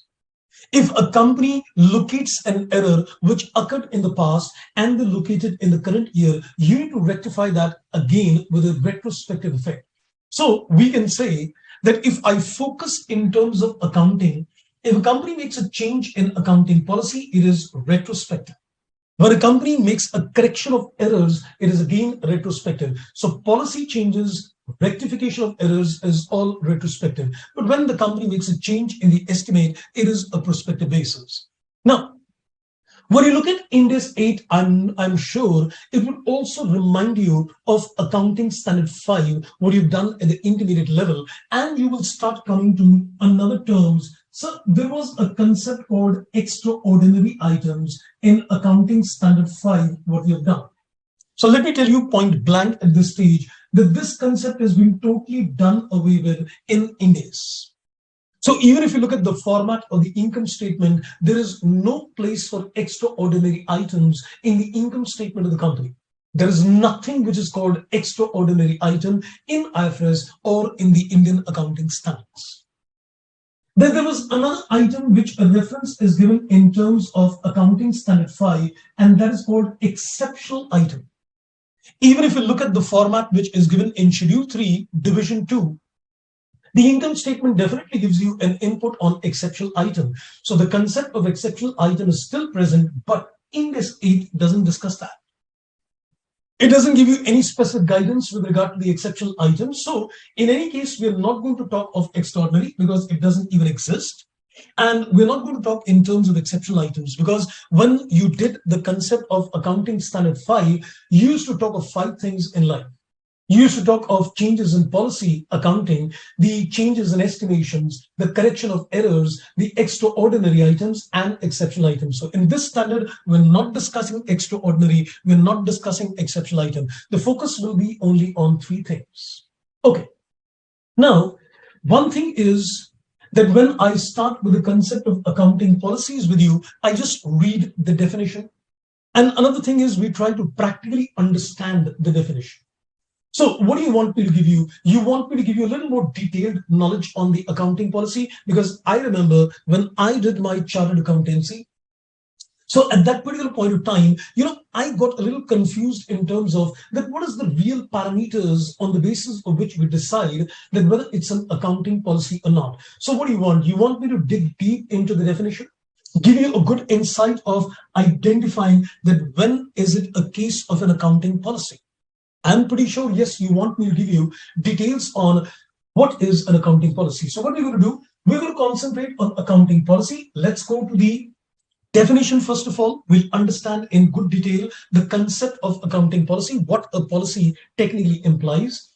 We'll give you very quick inputs on the selection criteria, because selection criteria is something which we're not going to deal in detail, because this is not too relevant from the examination point of view, but we're just giving a little overview in terms of things. Then we'll come to one, you change an accounting policy, and then the accounting. So I think let's begin the journey. So I'm sure you want me to get into the details on the accounting policy. Yes, I think Jyoti tells me, yes, we want a detailed analysis. So let's take it ahead. So at the first instance, I am interested in reading the definition of accounting policies to you. And then I am going to explain the concept. Now watch me carefully, hear me carefully, friends, on here. Now, this is going to be slightly a technical discussion, but after another 5-7 minutes, you are going to get a huge clarity. I promise you for that. T&C apply, terms and conditions applicable. You need to give me a very patience and a very, a hearing, absolutely focused hearing. Now, if you look at the definition of accounting policies, it says these are specific principle, bases, conventions, rules, and practices applied by the entity in preparing and presenting financial statements. The definition uses a lot of technical jargons in accounting policy, and it says these are specific principle, bases, conventions, rules, and practices applied by the industry. I'll explain all those words. What do you mean by a base? What is a practice, conventions, and all? We'll come to that later. But when I look at the definition of accounting policy given in Ind AS 8, my focus goes on the word preparation and presentation. My focus goes on the word preparation and presentation. Now, start hearing me very carefully, friends, out here. Let me just add on a few things to you. When you are going to study an Indian accounting standard, let us say for an asset, I'm just taking you a sample on how the Indian accounting standards have been organized, how the Ind AS gets organized. When you look at a standard on, let's say, any standard on an asset related, for example. So let's say, for example, if I give you a standard on asset, there is Ind AS 16, for example. Ind AS 16 talks about property, plant, equipment. I'm not teaching you property, plant, equipment. I'm only giving you an exposure. So let's consider a sample standard. There is Ind AS 16, which talks about property, plant, equipment. You know how the standard has been organized. The standard gives you, first of all, a definition of a property, plant, equipment. And then after the definition, it gives you a recognition criteria. Let me tell you something in advance, that if you meet the definition of a PPE, you cannot show it as an asset in the balance sheet.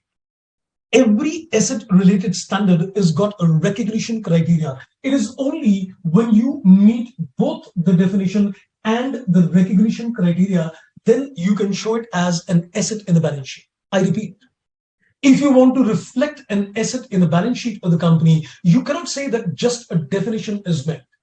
You need to meet a definition and you need to meet a recognition criteria. So once you meet both the definition and the recognition, in this particular case, you will be able to recognize it as an asset in the balance sheet. You will be able to recognize it as an asset in the balance sheet of the company once you meet the definition and the recognition. Thereafter, you know what the standard says? It starts giving you the measurement concept.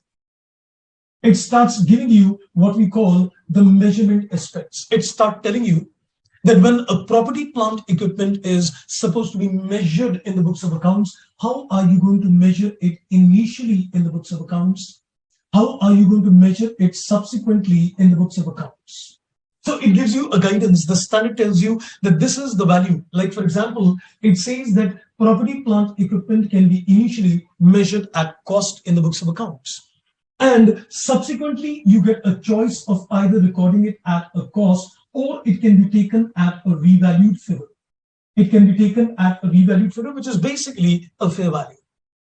So they give you a choice that you can consider this at a revalued figure or at a cost. So they start giving you the measurement aspects. After the measurement aspects have been discussed in the standard, then they come to the presentation aspects. Then they come to the presentation aspects, and in terms of presentation, the standard starts telling you that this is how it is to be presented in the balance sheet. Like a PPE is going to be presented as a non-current assets in the balance sheet. So it will tell you the presentation aspects in the balance sheet of the company. So it's going to tell you how you are going to present it in the balance sheet, or maybe income statement if the relevant standard is, talking about an income statement presentation. And then the standard starts talking in terms of the disclosures, because there are certain disclosure requirements which are already given in the Schedule 3 and the Companies Act as well. But then, Ind AS also gives you some more extensive disclosures apart from the disclosures which you're required to give by way of law. So then the standard gives you a disclosure. So you would generally see that when a standard is organized, the standard is organized in bits and pieces like this. So it talks about a definition, a recognition, a measurement, a presentation, and then finally it talks about the disclosures which you need to give in the notes to accounts. Now you must be wondering, what am I up to? What is my agenda? What I want to elaborate?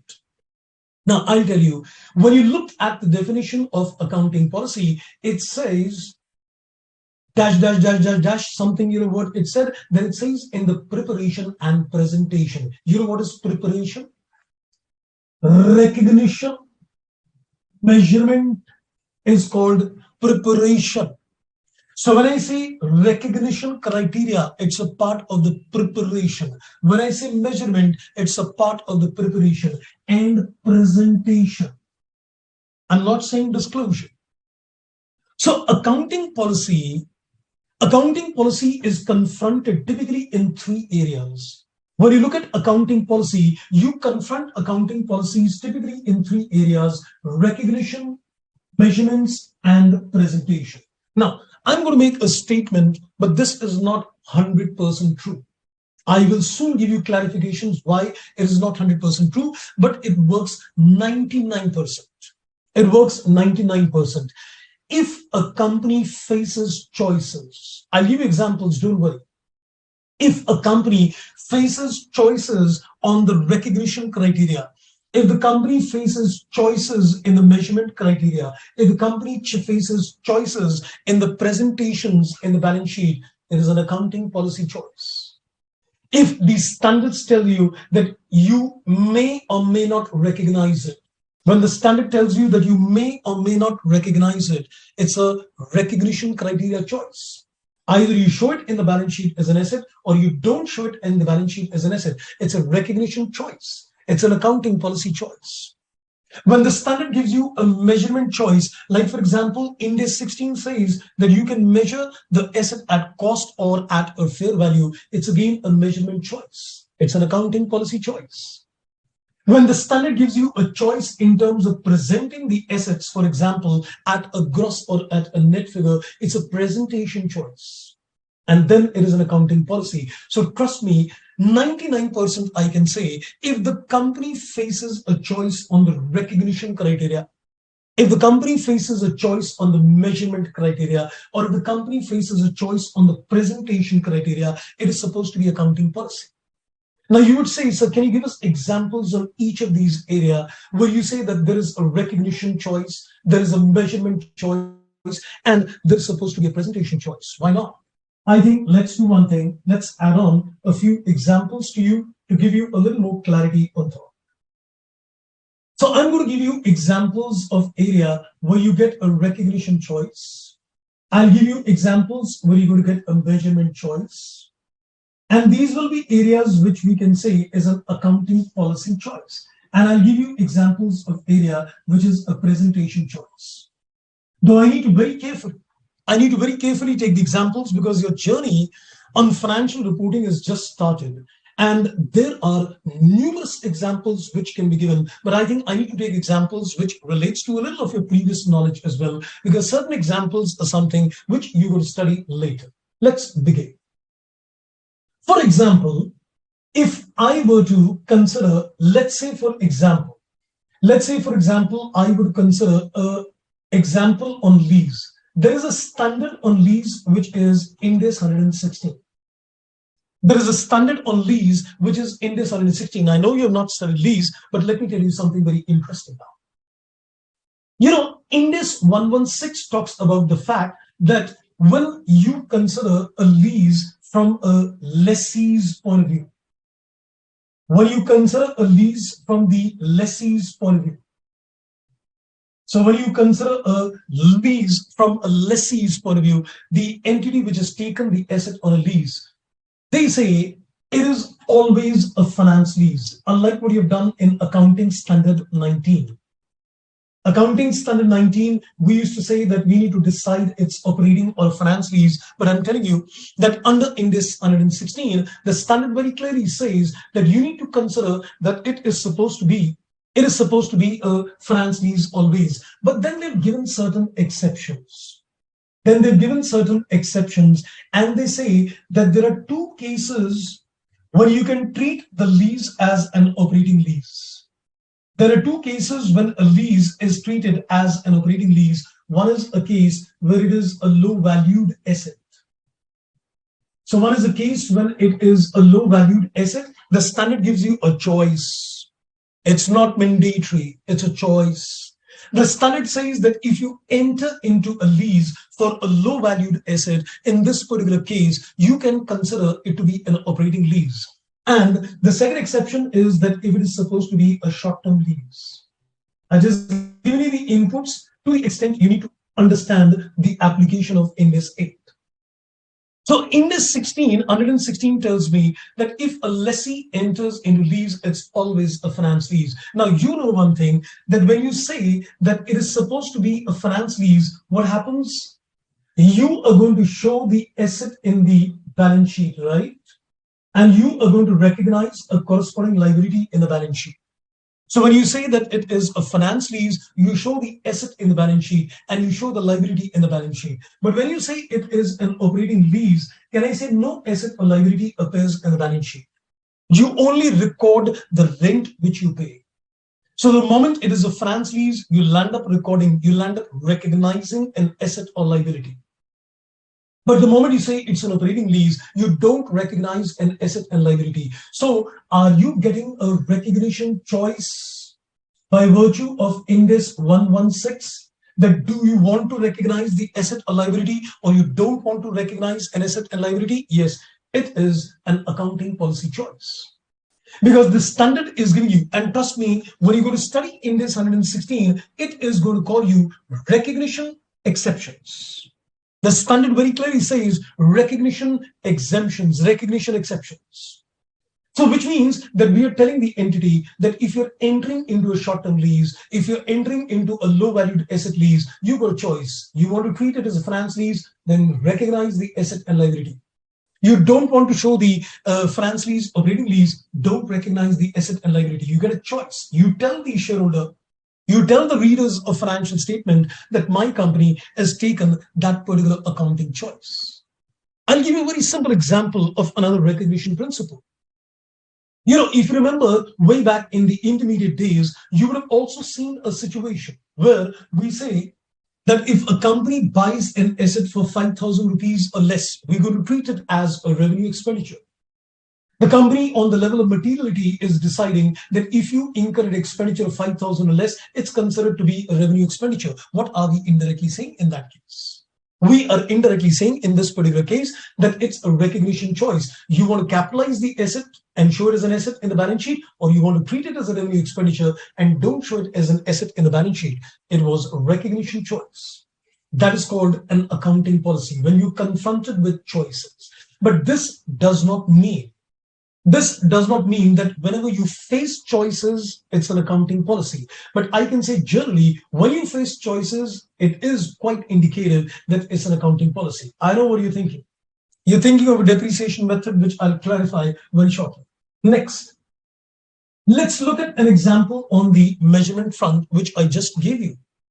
Like, for example, if you look at a property, plant, equipment, which I just made a mention, that is Ind AS 16. The standard gives you that subsequently, when you measure the asset in the books of accounts, you can either take it at cost or you can take it at a revaluation, that is a fair value. So you are getting a choice to measure it either at cost or to measure it either at a fair value. So the measurements at different values would lead to a different, you can say, figures in the balance sheet of the company. Are you getting a choice in terms of measurement? Yes, it is a choice. Therefore, it is supposed to be an accounting policy choice. The standard says you can measure it like this. The standard says you can measure it like this. We give you a choice and you decide which choice do you want to choose. So you choose your accounting policy and tell the readers that I have taken this particular choice. It's an accounting policy choice. Let's give you an example on the presentation front as well. Let's go back to the days when you were doing the accounting standard and there was an accounting standard 12, government grants.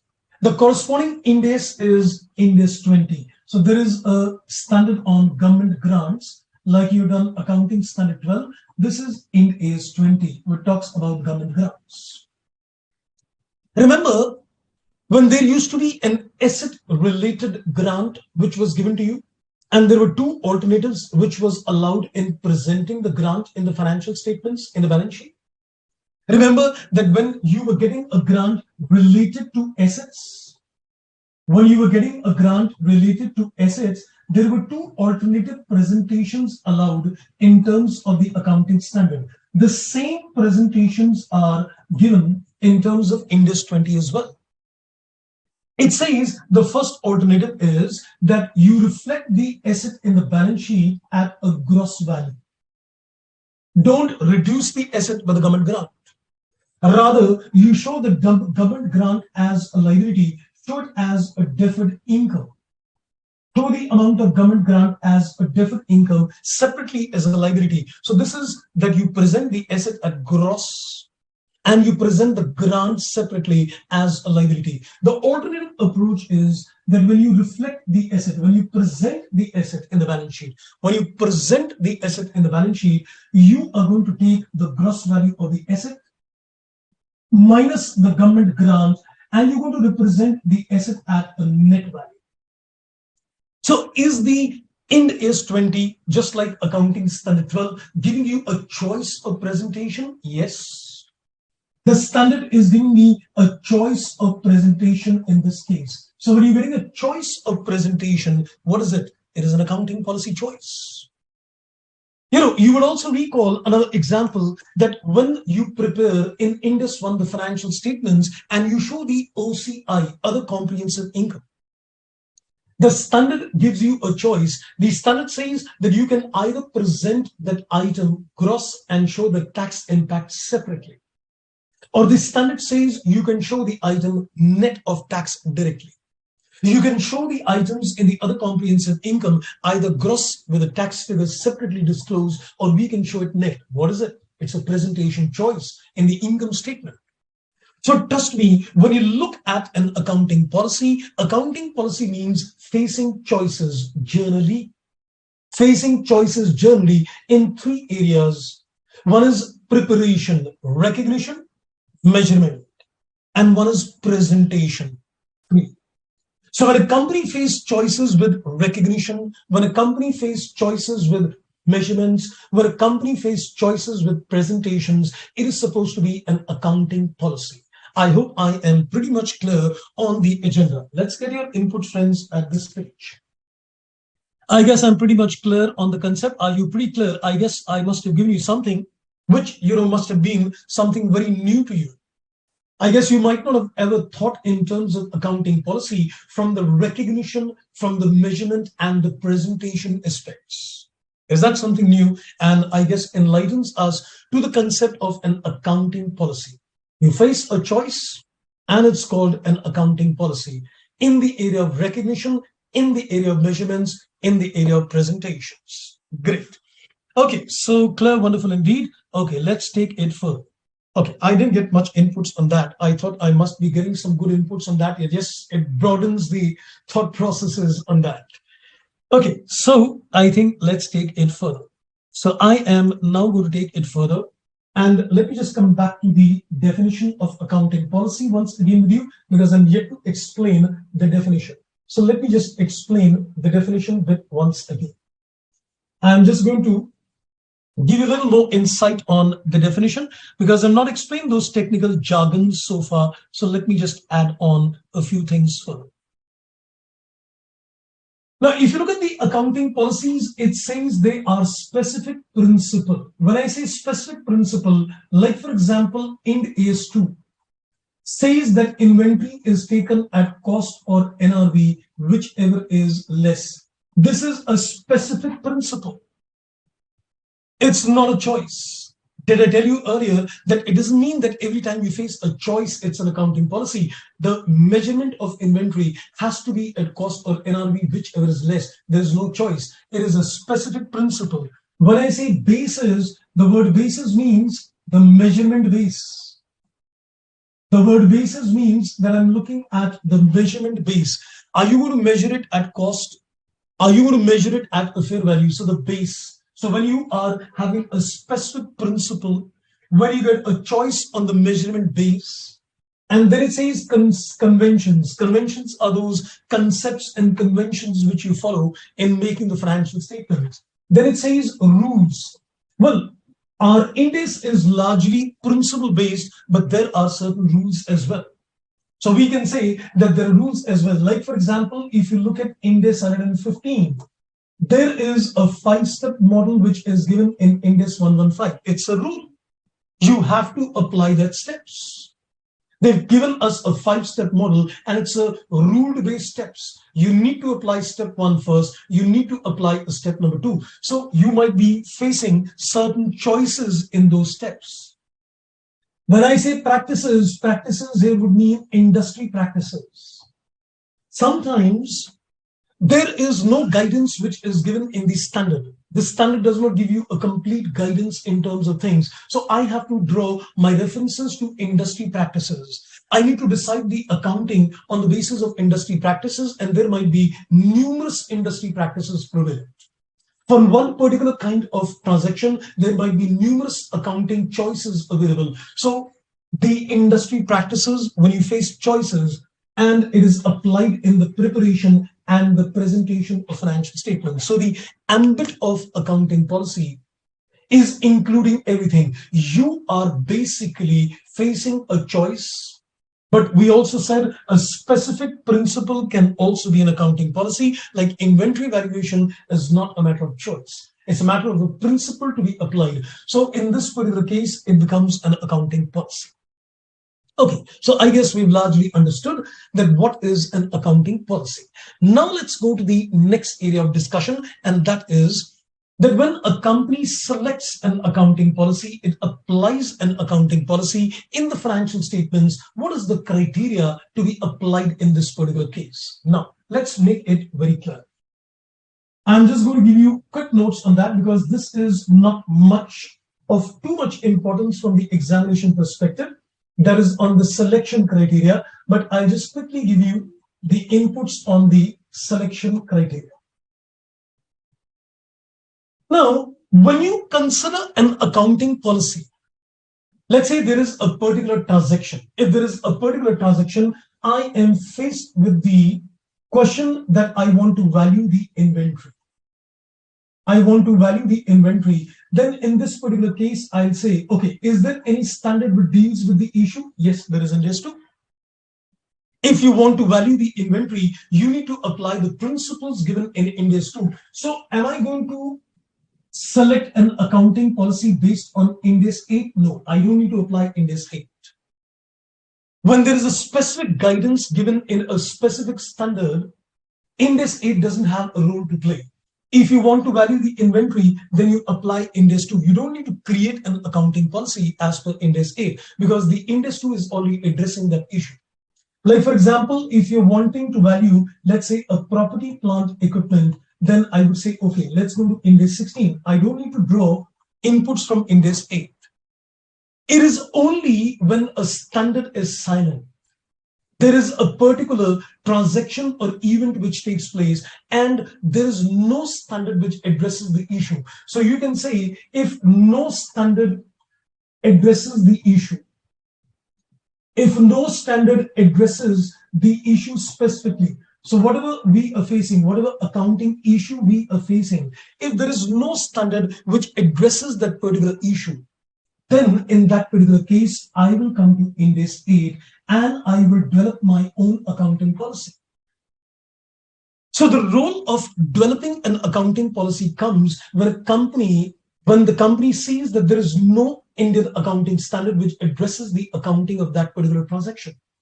So if there is no standard which addresses the accounting, you need to develop the accounting policy. And the standard says that when you develop an accounting policy, the standard says that when you develop an accounting policy, in that particular case, you need to ensure two things: that the accounting policy results in financial statements being reliable, and it results in financial statements being relevant in nature.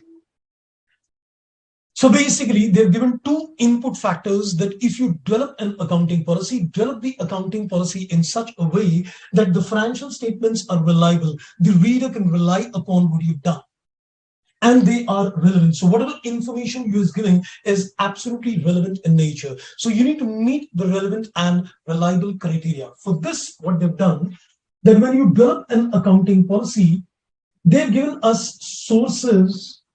They've given us sources with the help of which we will develop an accounting policy. So they've said that there is mandatory sources. You need to use these sources. And there are certain optional sources. I'm just giving you this exposure because this is more relevant in the practical life. But since it is given in the standard and in the study, I'm just giving you a very basic overview of how the accounting policies are developed. So they say that when you're going to develop an accounting policy, you need to use certain sources to develop an accounting policy, and there are certain mandatory sources and there are certain option sources. The mandatory source is number one. You need to see that if there is a similar, if this is a similar issue addressed by another Ind AS. It is a similar issue which is addressed by another Ind AS. So maybe the accounting issue which you're facing, there is no specific standard on the area, but this is similar to something which is given in another standard. So we can say that, you could take the guidance from that standard and account for this particular transaction. So if it is a similar issue which is addressed by another standard, then you can use the guidance from that particular standard. And then it says if you're not able to get information from another Ind AS, there is no similar kind of Ind AS, then you can look at the framework. The framework, which is the framework for the presentation and preparation of financial statements as per Ind AS. The framework has given us the definition of assets, liabilities, income, expense. So we could draw references from those definitions and apply the framework. But caution, friends. When you develop an accounting policy, this is the sequence in which you will use the source. You cannot directly use the framework. You need to first of all evaluate that is this issue addressed by another Ind AS or not. And then you should see that if there is anything which is given in the framework. So you need to follow the sequence as well. You apply the mandatory source and you apply the sequence. And in terms of option sources means it's your choice, you want to do them or not. You could use certain pronouncements which the International Accounting Standard Board is given. Because our Ind AS is largely picked up from the IFRS. So in any case, if there are any kind of accounting pronouncements which is made by the International Accounting Standard Board, maybe the areas where standards are silent, the International Board has given certain pronouncements, so we could use those pronouncements for the purpose. And if the pronouncements by the International Standard Board is missing, maybe you could use other standard setting bodies pronouncement. You could use other standard setting bodies pronouncements as well. Like for example, we've got FASB. FASB is the Financial Accounting Standard Board, which creates US GAAP. But when you're using these pronouncements by FASB, you need to ensure that their accounting treatments are similar. because FASB creates US GAAP, which is largely rule-based, and they don't fit into our, principle-based accounting. So we can use the accounting standard bodies pronouncements, provided we know that they follow the same kind of framework, which we have followed in creating our standards. So I can use the pronouncements by the International Accounting Standard Board. I can use the pronouncements by the other standard setting bodies. Then I can go in for any kind of accounting literature which is available. Sometimes even, certain literature is issued, like for example, the education material which is being issued by the ICI. It comes into the option course, but this is an accounting literature where the Institute of Chartered Accountants in the Accounting Standard Board is giving you a literature and education material on the Ind AS. So maybe the standard is silent on a particular issue, but the education material has given us guidance. Like for example, if you look at the exceptional item, the education material on Ind AS 1 talks about the discussion on exceptional item. Ind AS 8 is not discussing on exceptional item, but they're giving you a guidance on exceptional item. So industry, when it wants to apply a given accounting treatment where these standards are silent, it could make use of the accounting literature, the education material. And finally, you could also use the industry practice as well. Trust me, the industry practice gets the least importance. What I've seen in terms of the practical life is that people generally tend to give more weightage to the industry practice. Let me see what other companies in the industry do. No, it has got a least priority. Because here again, you need to apply a sequence. When you are developing your accounting policy, the industry practices practically comes on the sixth, you can say that. So I think, let me just give you a combination of this. This is an area just for your understanding perspective, not much from the examination point of view, because you cannot be asked in the exams to develop an accounting policy. This is more to do with the practical life area. So what I'm trying to say, that if you are faced with the accounting issue for a transaction, you need to see that is there a particular standard which addresses the accounting. So if there is a particular standard which addresses the accounting, I will apply the guidance given in that standard. Ind AS 8 has got no role to play if a specific standard is present and it addresses the issue. It is only if a particular accounting issue is not addressed by any particular standard, then you need to develop an accounting policy. And the standard says when you develop an accounting policy, you need to ensure that the accounting policy is both relevant and reliable in nature. And when you develop an accounting policy, you have got certain sources with the help of which you will develop an accounting policy for the company. So these sources are into two categories, mandatory and option sources. Now, when you say it is a mandatory source, you need to consider that is this issue similar to an issue in another Ind AS? Yes, the Ind AS doesn't connect with the accounting issue directly, but it's quite a similar kind of an issue. So maybe I can take the corollary and I could apply a similar accounting treatment which is given in the other Ind AS. Otherwise, I go to the framework. And if I want to choose, I can use the option sources, pronouncements by International Accounting Standard Board, pronouncements by other standard setting bodies like FASB, Financial Accounting Standard Board, provided their framework matches with my framework. In most cases, it doesn't. Then I could use accounting literature. For example, I said education material, and then I could use industry practices with the help of which we will be able to develop accounting policies in those areas where the Ind AS doesn't address the issue. Right. So this answers my second question to you. I've explained what is accounting policy.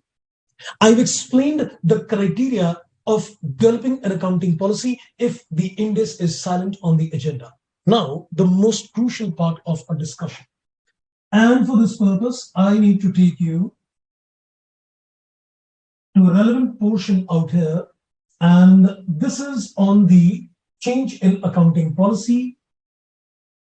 So now this is interesting. Okay, this is pretty much interesting, and this is going to take a little time, but here we very carefully.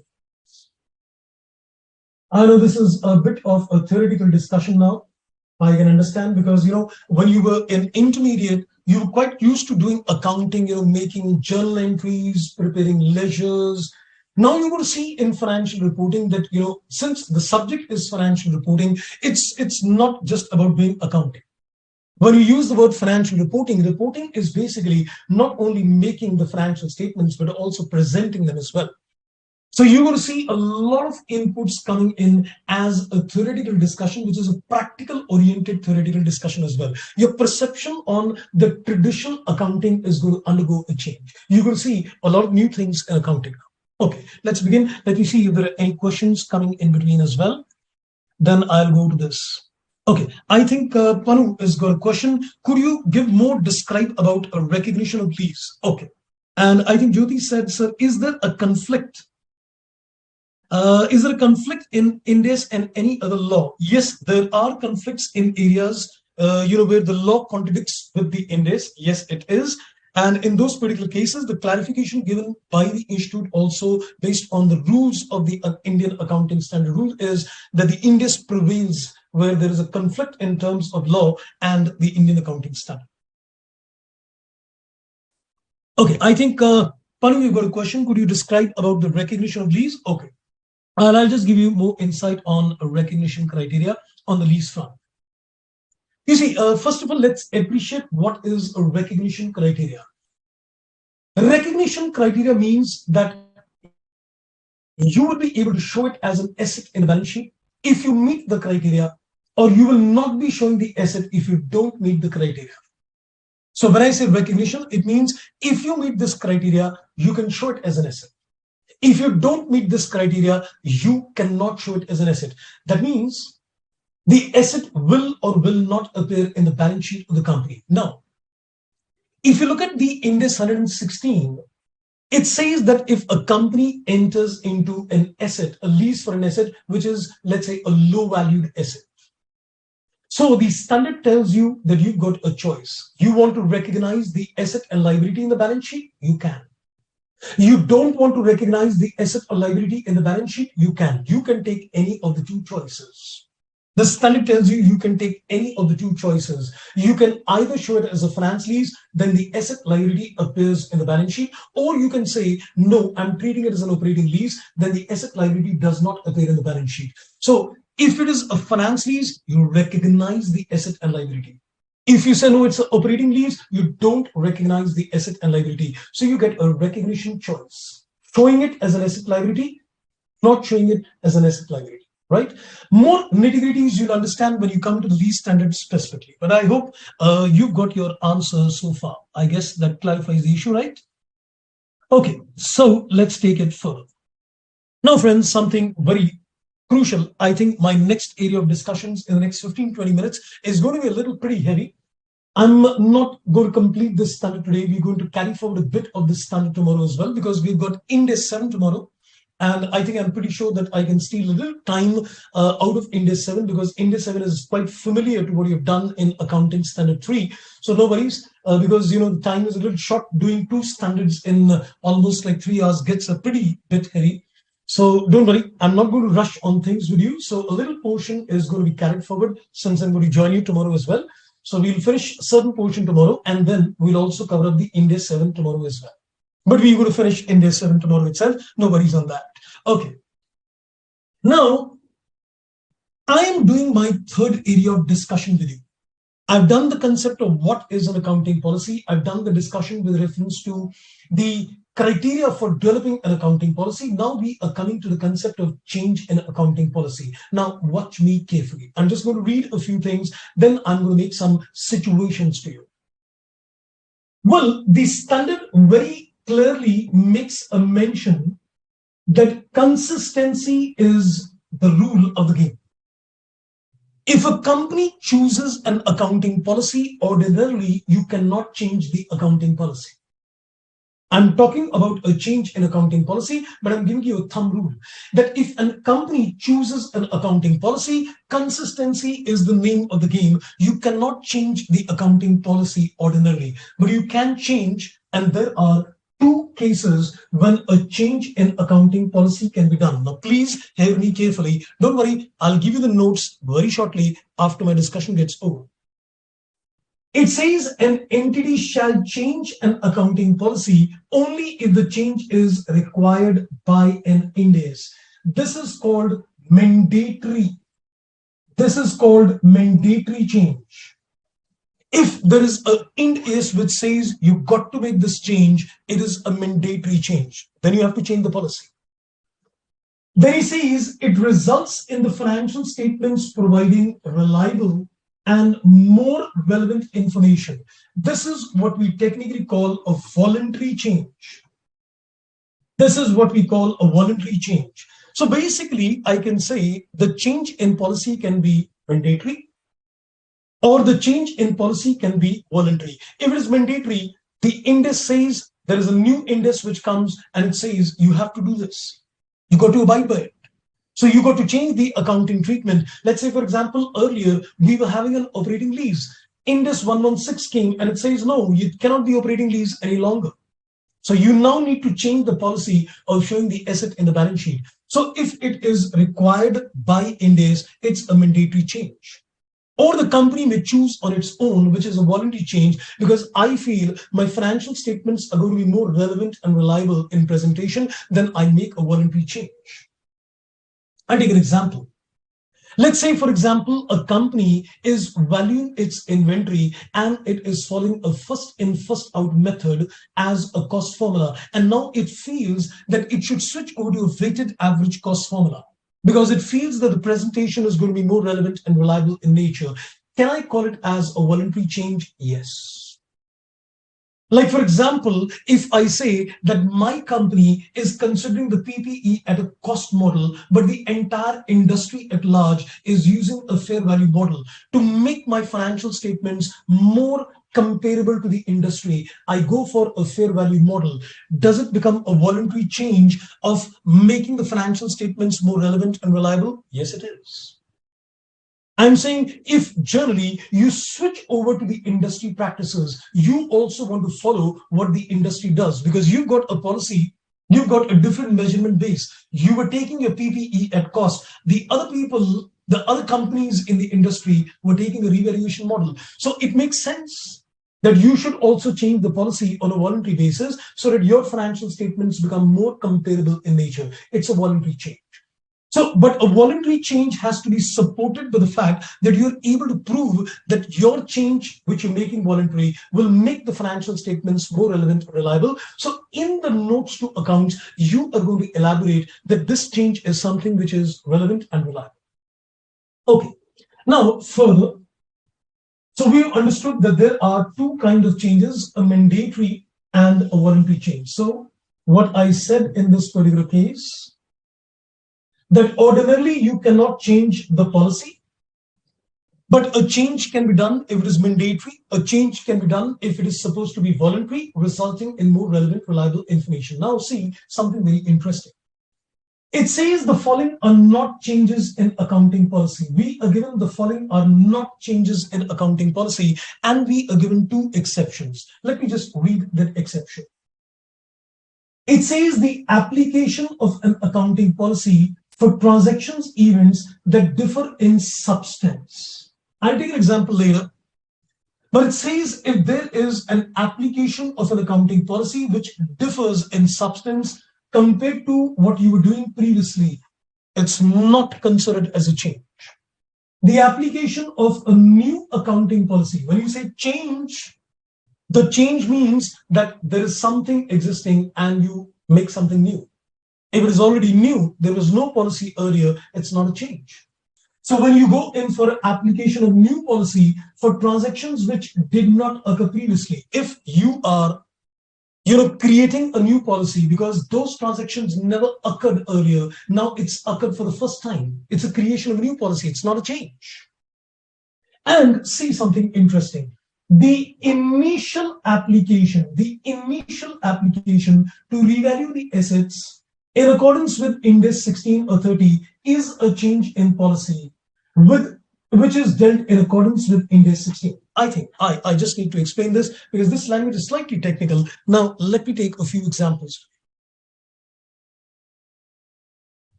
Now, watch my examples very carefully. And I'm just going to make a chart also with you. So just let's have a look at the examples. I'm just trying to put all the notes in one place. So let's, I think, take an example out here. So let me give you the facts of the case. and we're going to do the analysis on this. This will cover up the exceptions, everything. Just note it down and just analyze this with me and give you the facts of the case. Let's say this is the financial year. Your financial year is 1st April X1 ending March X2. This is as good as 1st April X2 ending March X3. Now let's consider the first case. The company bought an asset, bought a PPE, and it is recorded at cost. And it is recorded at cost. On the 1st April itself, you bought an asset and it is recorded at cost. At the end of the year, I decided that I am going to use a revaluation model, that is a fair value. You changed the measurement base. Now please hear me very carefully. You change the measurement base, but this is an initial change. It is for the first time. It is for the first time. The first year, the year end of the date of purchase, it is the first year. This is a change in policy, but Ind AS does not apply. Let me take you back. Let me just show you something which I was just reading out here. See what is given in this input. The initial application, the word is initial application. There was a question which came in the RTP quite recently, which I'm just about to take you to. The initial application to revalue the assets in accordance with Ind AS 16 is a change in policy which is accounted in accordance with Ind AS 16 rather than in accordance with Ind AS 8. He is telling me that if you revalue the asset for the first time doesn't mean first time means first year end. In the year of purchase, when you sit on the balance sheet date, I'm saying in the year of purchase, when you sit on the balance sheet date, then in those particular cases, when you sit on the balance sheet date, then in this particular case, this initial change is a first time change. So in this particular case, it is definitely a change in accounting policy. Undoubtedly, it is a change in accounting policy. But in this case, the accounting treatment is not as per Ind AS 8. We are going to do the accounting treatment as per Ind AS 16. Got the clarification? Pehli baar, in the year of purchase, that is in the year of purchase at the balance sheet date, if you decide to change the base of measurement, it is undoubtedly a change in policy because you're changing from a cost measurement to a fair value measurement. But this change in policy is accounted under Ind AS 16 and not under Ind AS 8. You know why? Because Ind AS 16 talks about prospective accounting and Ind AS 8 talks of retrospective accounting. Because if you change a policy and it is covered under Ind AS 8, it is going to be a retrospective accounting. Now, let's look at the second example.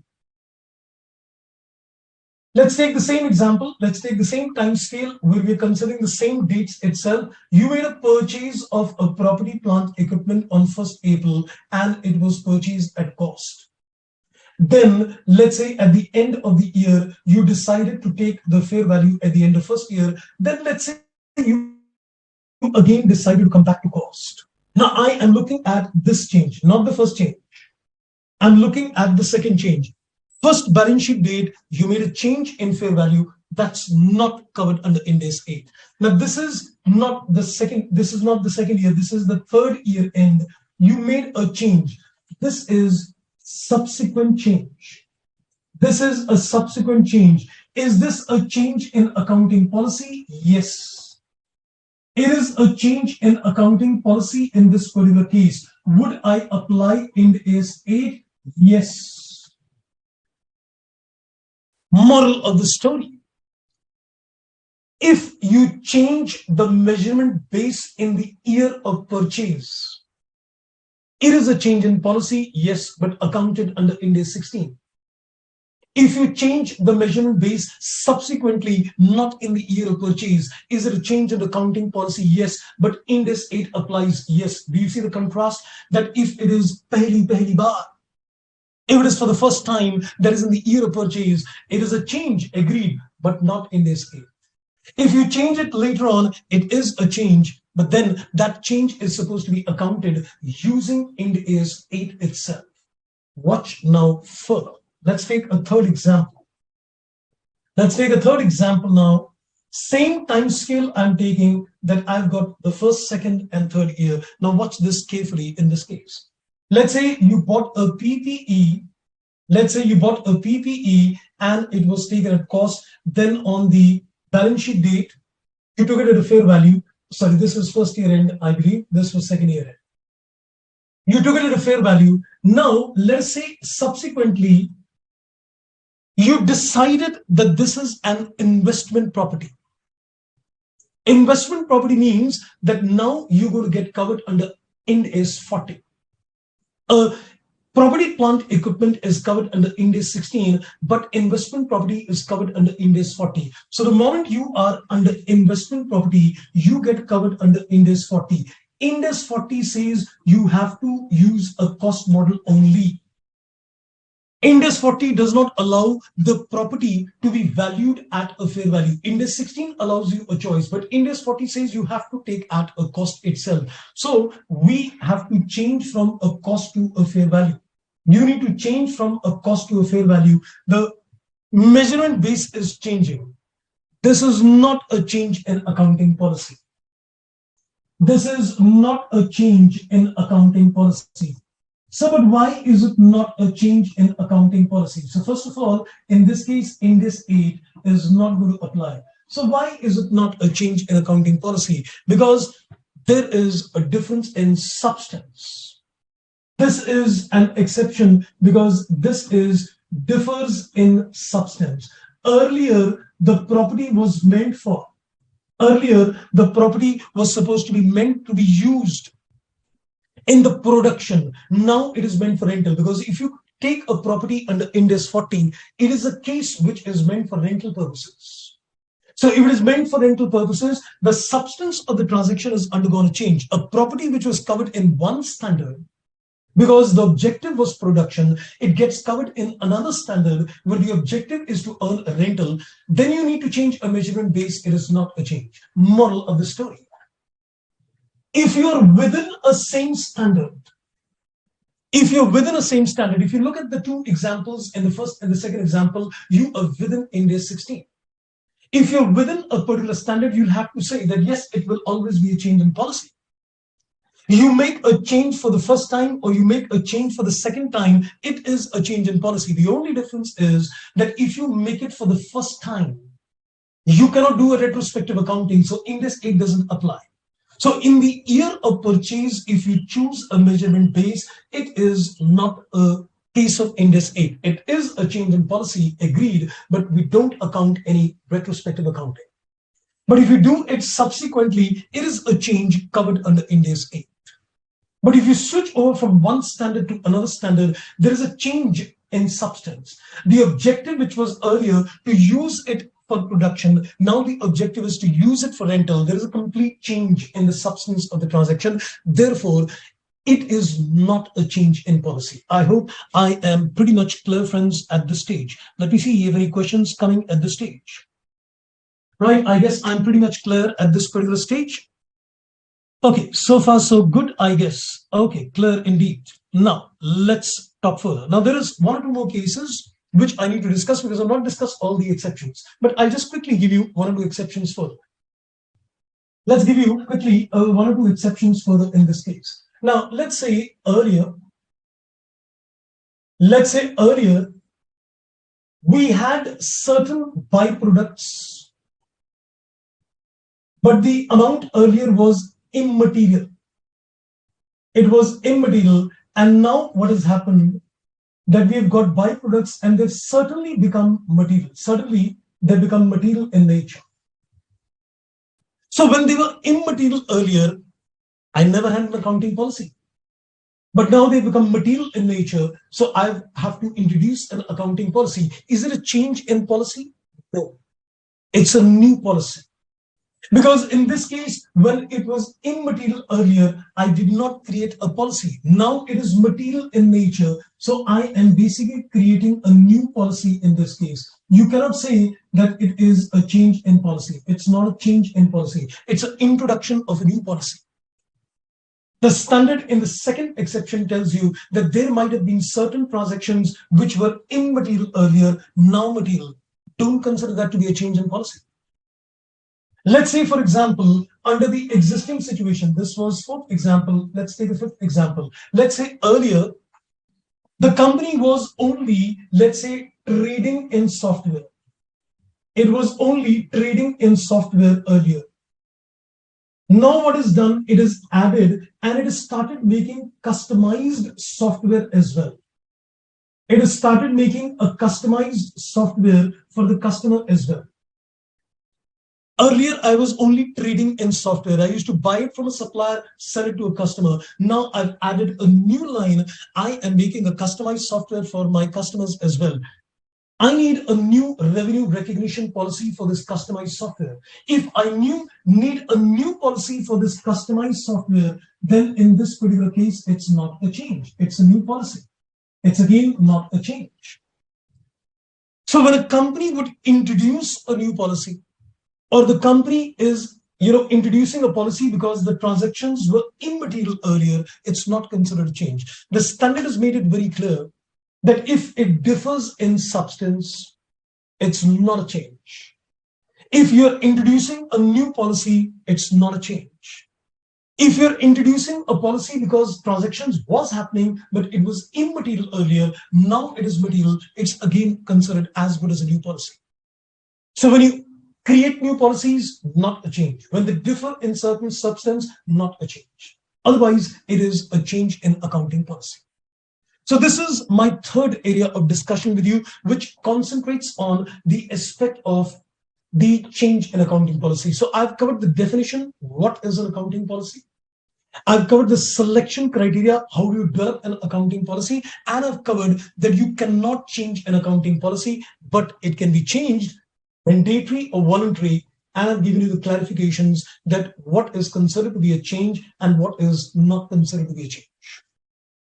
We'll take a very quick overview of this tomorrow as well as we start off tomorrow, because I think now the time is almost done. So I will take a quick recap in the morning with this. My main focus tomorrow is going to be on accounting for change in the policy.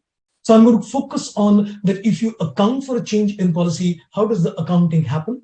And once we're done with that, accounting estimates and errors is going to be quite done on the same line. So I think I'll devote almost maybe around 1 hour's time, maybe tomorrow on this. And then we're going to spend another 2 hours on Ind AS 7. So tomorrow we'll do the remaining portion of this standard along with Ind AS 7 as well. So over to you, friends, for any questions coming to your mind. We can now pick up some questions if you've got. So if you've got no questions, you can make a mention. And I think it was a wonderful interaction with all of you today. So hoping to see you tomorrow. And Jyoti, thank you so much for the wonderful session. Thank you, Jyoti. That means quite a lot. And my other friends, if anybody's got more questions to ask.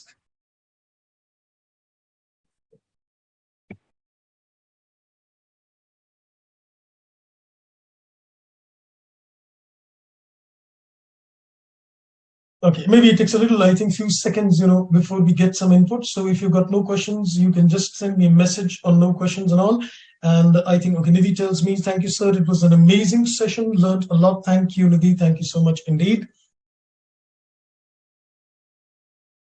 So in any case, I'll be sharing these notes to you. So all these notes, which I've documented out here, I'll share it on the portal to you. Right, friends. So I think that seems to be good for the day. So I think we can take your leave now. So right, friends. So I'm going to take your leave now for the day. So we're going to join you tomorrow. Thank you. Bye-bye and take care.